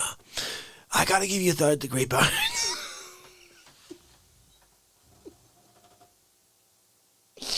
You paid respect. You paid respect. You deserve 3rd-degree burns. Okay, I gotta give it back to you. I paid forward. I'm paying forward. You come down, 17-hour journey. You get here. You show up. You're there. 4 hours, 17 minutes to get the espresso. You gotta be there for 17 or beyond. You figure out how to be the 417 guy. The first espresso in the Facce. It's the hottest one. You're waiting for it. You're like, I can't wait for my face to melt like the guy in Indiana Jones and the Last Crusade when he drank from the last goblet. What the hell, man? I don't know where the hell my mind goes. Indiana Jones and the Last Crusade. He drank from the wrong goblet, not the last goblet. He drank from that friggin' goblet, right? He starts melting. He's doing like, what a world, spinning around, right? Looking like the Wicked Witch of the West. This guy, how dare he? Hold on, no. I got a question. I just got a simple question for you. You are a preschool teacher. You're right in the middle of class number 2, right? You had the little, first thing, you had the milk, right? The kids just sitting there, you did the attendance. Hey, where's Tommy Jacobs? Oh, hi, Tommy. Present? Okay, good for you over there, Tommy Jacobs. You drink your friggin' milk. Your friend Timmy over there wanted the chocolate milk. I gave him the 2%. I snagged the frickin' chocolate milk. Okay. How dare you? Hold on a minute. You're gonna try to take the chocolate milk from Facce? It's my chocolate milk. I don't share. So you got the 2. 2%, all right? Daisy. This one's Dairy Mart. I forget what the name of that brand was. Daisy. Daisy is the name of the milk company. Isn't it amazing you start tying things together when you're middle of an improv like this? I got a question. Let me ask you a question. Sharon Alvarado, let me ask you a question. MJ, let me ask you a question. Hold on now, man, that cookies research. I got a question for you, Sally Knowles. How dare you? Hold on now, man. I can't figure you out. What are you doing over there, huh? What are you doing, Chris Donaldson? You come down, Real Talk program? You think you could just go in the chat and not be recognized by Facce? How dare y'all? Hold on now, man. Let me ask you a question. So you're like a drag racer, right? You're there, getting ready for the big race. You're going up against Hector Macho Camacho. At least that's the car. He says it on the side, Hector Macho Camacho. You're there. He's got the Camaro 57 with the extra dual blockbuster muffler system, right? The one that makes the ground shake like there's a friggin' earthquake going down, right? You're right next to it. You got a Datsun. I don't know what the frig you're thinking. You think you got a shot. Nobody in the world thinks you got a shot. They're all laughing at you. You think they're laughing because you're going to be doing a great job. They're laughing at you. They're like, this guy's going to freaking fall into the earth behind the earthquake dude. So they go and the girl comes out with the stupid bandana, right? She's like, yeah, my Miko is giving you. The phone rings. It's Facce. I'm in the Bronx. You can't leave the drag race? Go reverse it? Turn around? drag race up to the freaking Bronx. You just go in, right? You skip it all the way there, right? You pull Fast and Furious. Vin Diesel right next to you. He's got the SS. You know that one. He's going with you with the car. The front wheel's coming off the freaking ground with Vin. How does he do it? The dude's 320 pounds, and then he's got the car going up like this. I'm like, this is how he's like Coolio in the gang over there, right? You're trying to be Coolio. You're going, right? Bronx. Pay respect. You didn't need to. You were going to get smashed anyway. They were laughing at you. You can't go Bronx? Pay respect? I'm there. I'm drinking my espresso and dipping my biscotti. I'm looking. I'm like, where's the Dotson guy? Where's the Dotson guy? He's supposed to be paying respect right now. He's not paying respect. Sonny, what happened to Dotson 280? Yeah, I know. He said he was coming. Hold on, Sonny. I'm chewing on my biscotti. I can't figure. I don't understand. Sometimes the youth of today, they make no freaking sense. Hold on now, man. Let me ask you a question. So, you're a motorcycle repair guy, right? You're doing a carburetor on a Harley, 67 Harley, right? You gotta get that part from Mississippi. They don't got a courier service, so you gotta go down there. You took the Suburban. You're 2 miles away. After a 7-hour trip, you get a call. I'm in the Bronx. It's Facce. You can't turn the Suburban around? Go fill the freaking tank? $76 later for a quarter tank? $352 later, fill the freaking thing? You drive up to the Bronx, 7 tanks full, $6,243? You pull up to the freaking Bronx to pay respect? Forget about the carburetor. Tell the guy you don't care. You gotta go see Facce. He's in the Bronx at a stable. And right now, your disrespect, it reeks. You don't want Facce showing up at your house. There's a good chance you're there eating turkey one Thursday evening, Thanksgiving. Oh, honey, let me cut the turkey for you. Would you like seconds? Knock, knock, knock. Who's here on Thanksgiving Day? Let me go see. Honey, I'll be right back. Let me just see who's there at the door. Can I help you? It's friggin' Facce. Let me give you an elbow in the Facce and give me that friggin' turkey. You should have paid respect. Remember, December 25th, you didn't show up. You know what's coming in 3 weeks? That's right, another December 25th. You better be there, or I'll be back next Thanksgiving for the freaking ham. That's right. How dare you? I can't figure, yo. What is going on? What are we doing? I'm dealing with crazy people. Sonny, nobody does what you expect. Hold on, one more. So you're from Korea, right? You're a Korean. You have never seen someone from America. In fact, you're one of the small group of people who hate all Americans. You never want to see an American your entire life. You grew up with that kind of thing in your head, right? You find out I'm in the friggin' Bronx. You can't drop the friggin' bias? You can't forget about that thing you were taught from day one, out of the womb? You can't drop it? And you take Korean Airlines? You're on your way. You're looking out the freaking side window, right? You see the Statue of Liberty. It's holding up it's got the flame. And you're like, oh, I think I'm getting close to Facce, right? The plane starts to sputter, right? It starts to go down towards the East River. You kick out this door. You got that door. You're in the aisle where you got a little extra leg room. You were like, I'll take you. I got the freaking leg room, right? You're like, I got to kick this freaking door open. You kick the door open. You grab the seat cushion Everybody else is still on. You jump out. You're holding on to the seat cushion. It acts like a freaking parachute. It kind of softens the drop a little. You break your legs.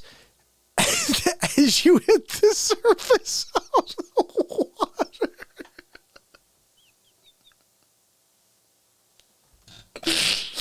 Oh my goodness. I always take it so far. Oh my, hold on. Oh wait. Oh my goodness. Oh, you hit the water. You break your legs. You can't use them legs no more. They're done. Shattered. Every bone in both legs. They said it looks like sand.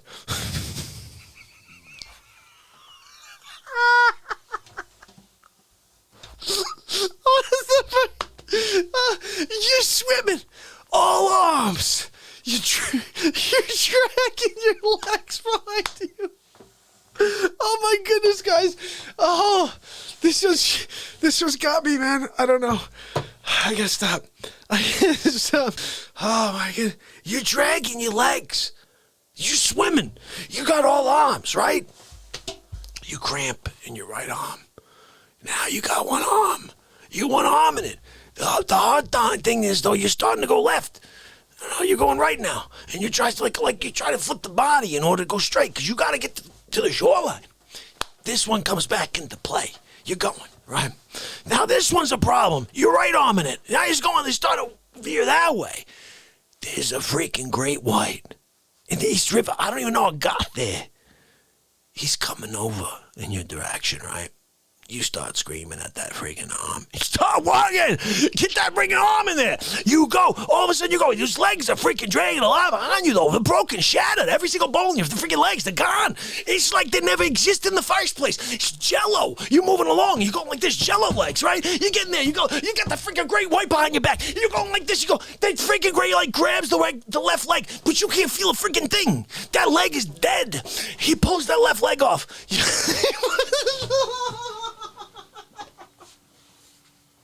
Oh my goodness. That's it, I'm done. I'm done. I can't say anymore. Holy cow. He pulls the left leg off. Oh my goodness. Oh, you get to East River. You pull yourself out. Cramped arms and all. One leg. Got a nub. The left leg is gone. Totally gone. You got nothing left there. It's sad. But as you drag yourself down the West Side Highway and cut across 42nd, painting the streets red with your blood, you eventually show up to the Bronx. Almost dead. Basically dead.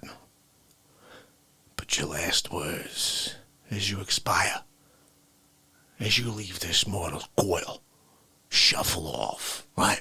With Facce, I'm here to perish back. I feel kind of bad that I tossed that espresso in your face as you were dying. I didn't know how serious it was. I thought you were joking when you were pulling along that nubby leg. I thought for sure it was like a prop or something. I didn't know anybody could, drop that much blood. And that other leg just kind of like... That one. That one's a sideshow. Sideshow. Oh my goodness, guys. I can't tonight. What is with me? I can't keep it together for the Facce. Oh my goodness, guys. I'm sorry. You know, it's funny. My wife like heard one of these bits one day, and she goes, ugh, you laugh at your own bits. She goes, nobody's going to like that. She goes, everybody hates that. I'm like, I can't help it. Like, I'm sorry. I try to keep it straight, but sometimes something ridiculous happens, and I start visualizing it. I start imagining, like, you jumped out of the plane, and you grab the seat cushion. You're like, yeah, look, it's working as a parachute. It softens it a little. You still break your legs. You shatter them as you hit the ground. Like, what? I just love improvisation, guys. I love where it goes. And you know what? Laughter like that is so good for the soul. Oh, man. That felt good, even though it was just like breaking character. It's just crazy, right, Corky? Jerry, what's up, buddy? You know, I think it's funny when you really are so into something that you can visualize it happening. I started, you know, you're arming it. You're arming it. And all of a sudden, this arm shot. Oh, gosh. That's going to be a funny drop for tomorrow. Although I don't know about the laughter bits. I'm not really sure, but oh, gosh. Denise, it is, right? Gosh, guys. We haven't done Hammerlin in a while because, you know, Facce's been taken over. Facce used to be like all dressed up. I had to put this on. And I had his like mustache and everything. I'm like, how dare you? Hold on now, man. And I just haven't really gotten into the gear. I'm like, I don't really think I need to dress up. As funny as he is, you know. Oh, Dana says it's her favorite part is when I laugh in the background. That makes me happy because sometimes it's hard for me to not. And honestly, I create so much stuff that I forget when I do things and what I say. So when I hear it, sometimes it's so fresh and new to me. I just like have no choice but to react. And for me, a react is like some things really just immediately give me that belly laugh. Like there's that funny thing that happens in the episode 30 of the Trump show. And this happened again organically in the improv. But we're talking about poison. And they're saying about how everything about her is poison. She's poisonous. And I said, I have to play it. I have to play it for you. Hold on. Let me just go right to the bit on it so you guys can see it. And if you want to see the whole thing, we can go back. But let me just show you very quickly what I'm meaning, what I'm trying to share with you. Check this out. It's Hammerlin. So, right here, listen to this. And I would tell her to get her 36 pounds out of the friggin' room. That's right, she's really a stinker. Yeah, no, I heard that she's been known to clear out the ladies' room. Yeah, poisonous poop. Look, I can't say any more. It's classified. But I'll tell you. That right there is gold. That happened, that improvisation right there. She's been known to clear the ladies' room. Yeah, poisonous poop. I'm sorry, I can't tell you more. It's classified. Live improvisation at its best. And when I watch that, it makes me laugh, like always when we're in the middle of the bit. The whole ramp up gets me to laugh at that because that bit is when, what's his name? Wolf Blitzer was ripping apart Nancy Pelosi. And she just looked like a bumbling fool, just like her fearless leader, fearless bumbling Biden. And it's a good bit. I would be happy to play that for you guys, but oh, Heidi, thank you so much. MJ likes it too. Crystal, isn't that a good bit though? I mean, in general, How Dare You Guy is such a funny guy. Like no matter what he does makes me laugh. Oh, that would be pretty funny. How about what would be funnier is to get for a ringtone and be like, let me ask you a question. Oh, someone's calling. How dare you? You could probably grab that. You'd be able to just take out a clip and drop it. Guys, tomorrow my album is being released. By tomorrow, I mean today.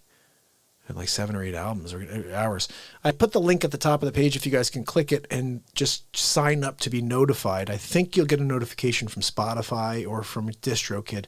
It's going to be on every single platform in the next couple of days, but I think they said iTunes is usually the quickest. So by tomorrow, it should be on iTunes. And again, my goal now is to put out an album every month, and there will be 1 month where I do 2 because I want to have 13 albums this year. It's been 13 years since I did my last album, and it's going to be 13 albums this year. And maybe 13 albums every year if I can stay healthy and continue to drop music for you. I'm going to keep releasing albums. I'm so glad I could just continue to add to my Spotify. I haven't put anything in there since 2006, guys. 2006. So it's really 14 years now. Going on 14. Oh, right? That girl loves improv as well. It's my favorite thing. I mean, seriously, I love just... She got 216 votes today. She needed 218 to get reelected. I thought she got reelected. I thought that it said didn't she get reelected? If the Georgia race goes Dem, she will be the speaker. And so she's not speaker? I thought it said that she won. But you know what? Again, fake news. You never know what anything is anymore. So guys, listen, it is 1:30. I have actually to get up very early tomorrow for a final walkthrough at a listing that hopefully is going to clear to be good to go and get closed. Tomorrow we have to do an inspection, so hold on now, man. If Georgia's listen, I really hope that they don't steal anything else. And is it tomorrow or is it in 2 days? When is it? The 6th, right? Awesome. Thanks, Tempest. Let me know what you think of it. And I put it on earlier. I played you guys the first couple of, it's like 20 seconds of each clip. But that was a different crowd. If you guys want to hear it real quick, I will share it with you because I am kind of proud of this. This was all stuff we did right here on the show. This first album is actually live improvisations here on Real Talk. Every single song that you're going to hear when you buy this was live. We created it right here.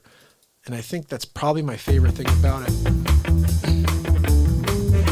Honestly, my next album was supposed to be called Empire Strikes Back. But if I used that, nobody would know that every single one of these songs was an improvisation. So I just went with Real Talk improvisations.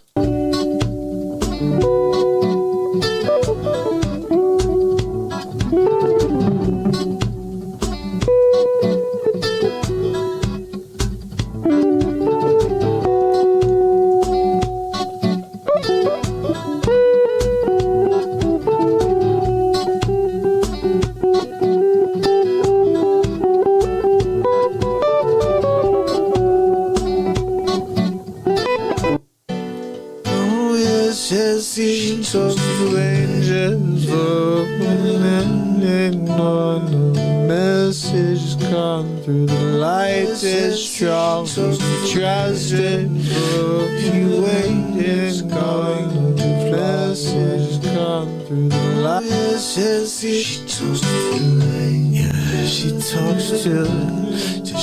talks to you. She talks to.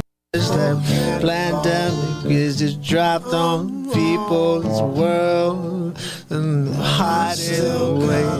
The year gone from hell, and no one can tell if it's real or it's fake, and you know we're going to fall anyway. Who's gonna save us now? Come to the Real Talk Show. Oh. Somewhere under the stars, under the sky, and then we wonder why we are here right now.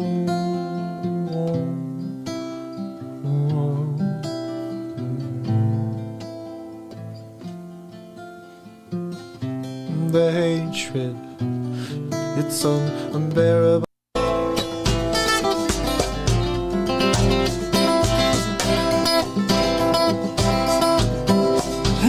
Stop the light, no, it's blinding. Nothing can stop the light, no.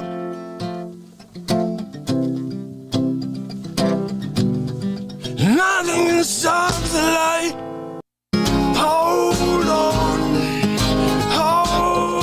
on for the night, and then the winds are changing. You're cool and rearranging everything, but you know that all the winds are blowing, your life is changing, everything you know is all gone. Well, all you gotta do, kid, is sign right here. What am I signing? Do you really care? I'm gonna teach you how to play like this. Yeah, no, I'll sign. Where do you want me to sign? Just right here. Where's the pen? Oh, sorry. That's the last point. Let me prick your finger real quick with this dagger. Just don't stagger. Take a second. Think about it. Read the to grow, no matter how much they try to keep me down, how much they try to keep this positivity down. We're going to sound the horns, yeah. We're gonna rise, we're gonna show them there's nothing like the light, nothing like the fight behind the love we've got. It's all we've got. We've got to go, we've got to fight, we've got to stand up together.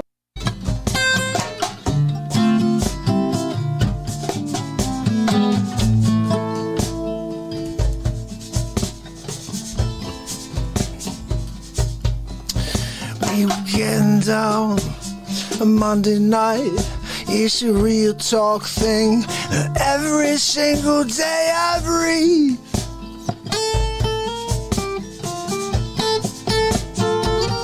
Will you join?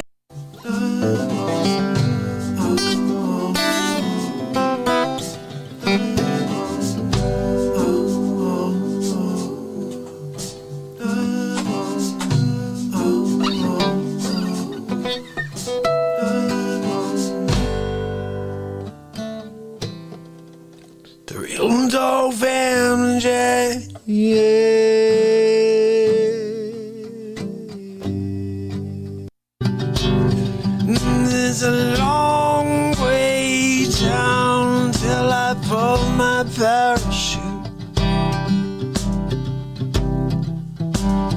Lots of time for me to live out my every moving moment slipping away from me like the cord in my hand. Trinity red door blue pill, I hold Kermit the Frog here. Trinity red door blue pill, I hold Kermit the Frog here. Woo! I said Trinity red door blue pill, I hold Kermit the Frog here. Trinity red door blue pill, I hold Kermit the Frog. Trinity red door blue pill, I hold Kermit the Frog here. Trinity red door blue pill, I hold Kermit the Frog here. Trinity red door blue pill, I hold Kermit the Frog here. Trinity red door blue pill, I hold Kermit the Frog here.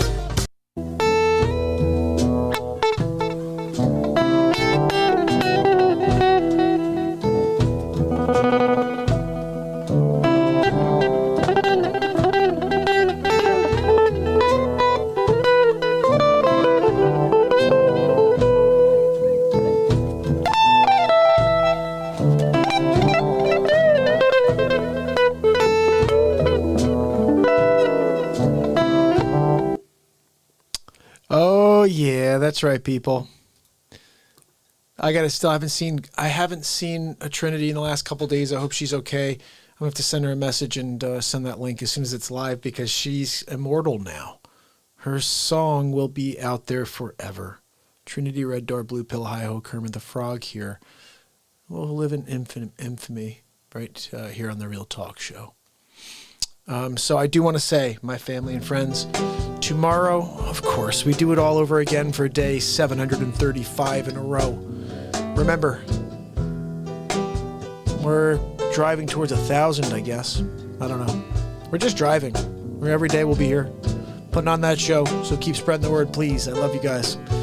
Every day we come here and I think some great things happen just because there's so much anger and frustration. It's easy to shut off, for me at least. So I hope you'll keep joining me here every single day. So if you want to hear anything, say anything, let me know. Oh, she's good. Okay, that's good to know. If you guys want to hear anything specific, I'm probably going to keep doing a lot more How Dare You Guy. And if you want to see hear anything, any songs, just shoot them my way and I'll take care of it. I'll do my best. We did Neil Diamond tonight for, I forget who it was, something 2020, right? Is he still here? Definitely getting to be a longer show now. What do you guys think about if I brought the show down to like 2 hours? What do you think if I did a 2-hour show instead of 4 hours every day? Let's see what you guys think. Keith, my brother, how are you, buddy? I am saying good evening to everybody. It's 1:35 in the morning. Remember, guys, the album will be live tomorrow morning, hopefully, and I'd love to hear if anybody picks it up and see what you think of it. I did not put the extended version of Nothing Can Stop the Light where there's that talk at the end and then the Into the Mystic song, because I don't own the rights to Into the Mystic, so I pulled that one out and just gave just the song, you know. But I'm very excited about this album. And like I said, about 2.5 weeks, 3 weeks from now, you'll be getting another album. So I hope you continue to absorb the content and share the content, because 2021 is the year for Real Talk. So, until tomorrow, Sharon, MJ, Corkies, Chris, Giggles, Dana, my friends, my family. Let's see who else I'm missing. Letty, Keith, 636. Let me see, I'm missing a few other people here. I just want to say that girl used to have really long hair. That's so good to see you guys. Everybody here. Denise, good night, Denise. Tempest Sage. I'm scrolling back a little bit. I think I grabbed everybody. If you didn't, say hello real quick now, guys. And I will see you tomorrow on the next Real Talk. So, have a great night, everybody. Can't wait for tomorrow. Jerry Mars, my friend. See you tomorrow. It's Mark Pires. And it's Real Talk. Jerry, check out your How Dare You guy. There's one for you specific.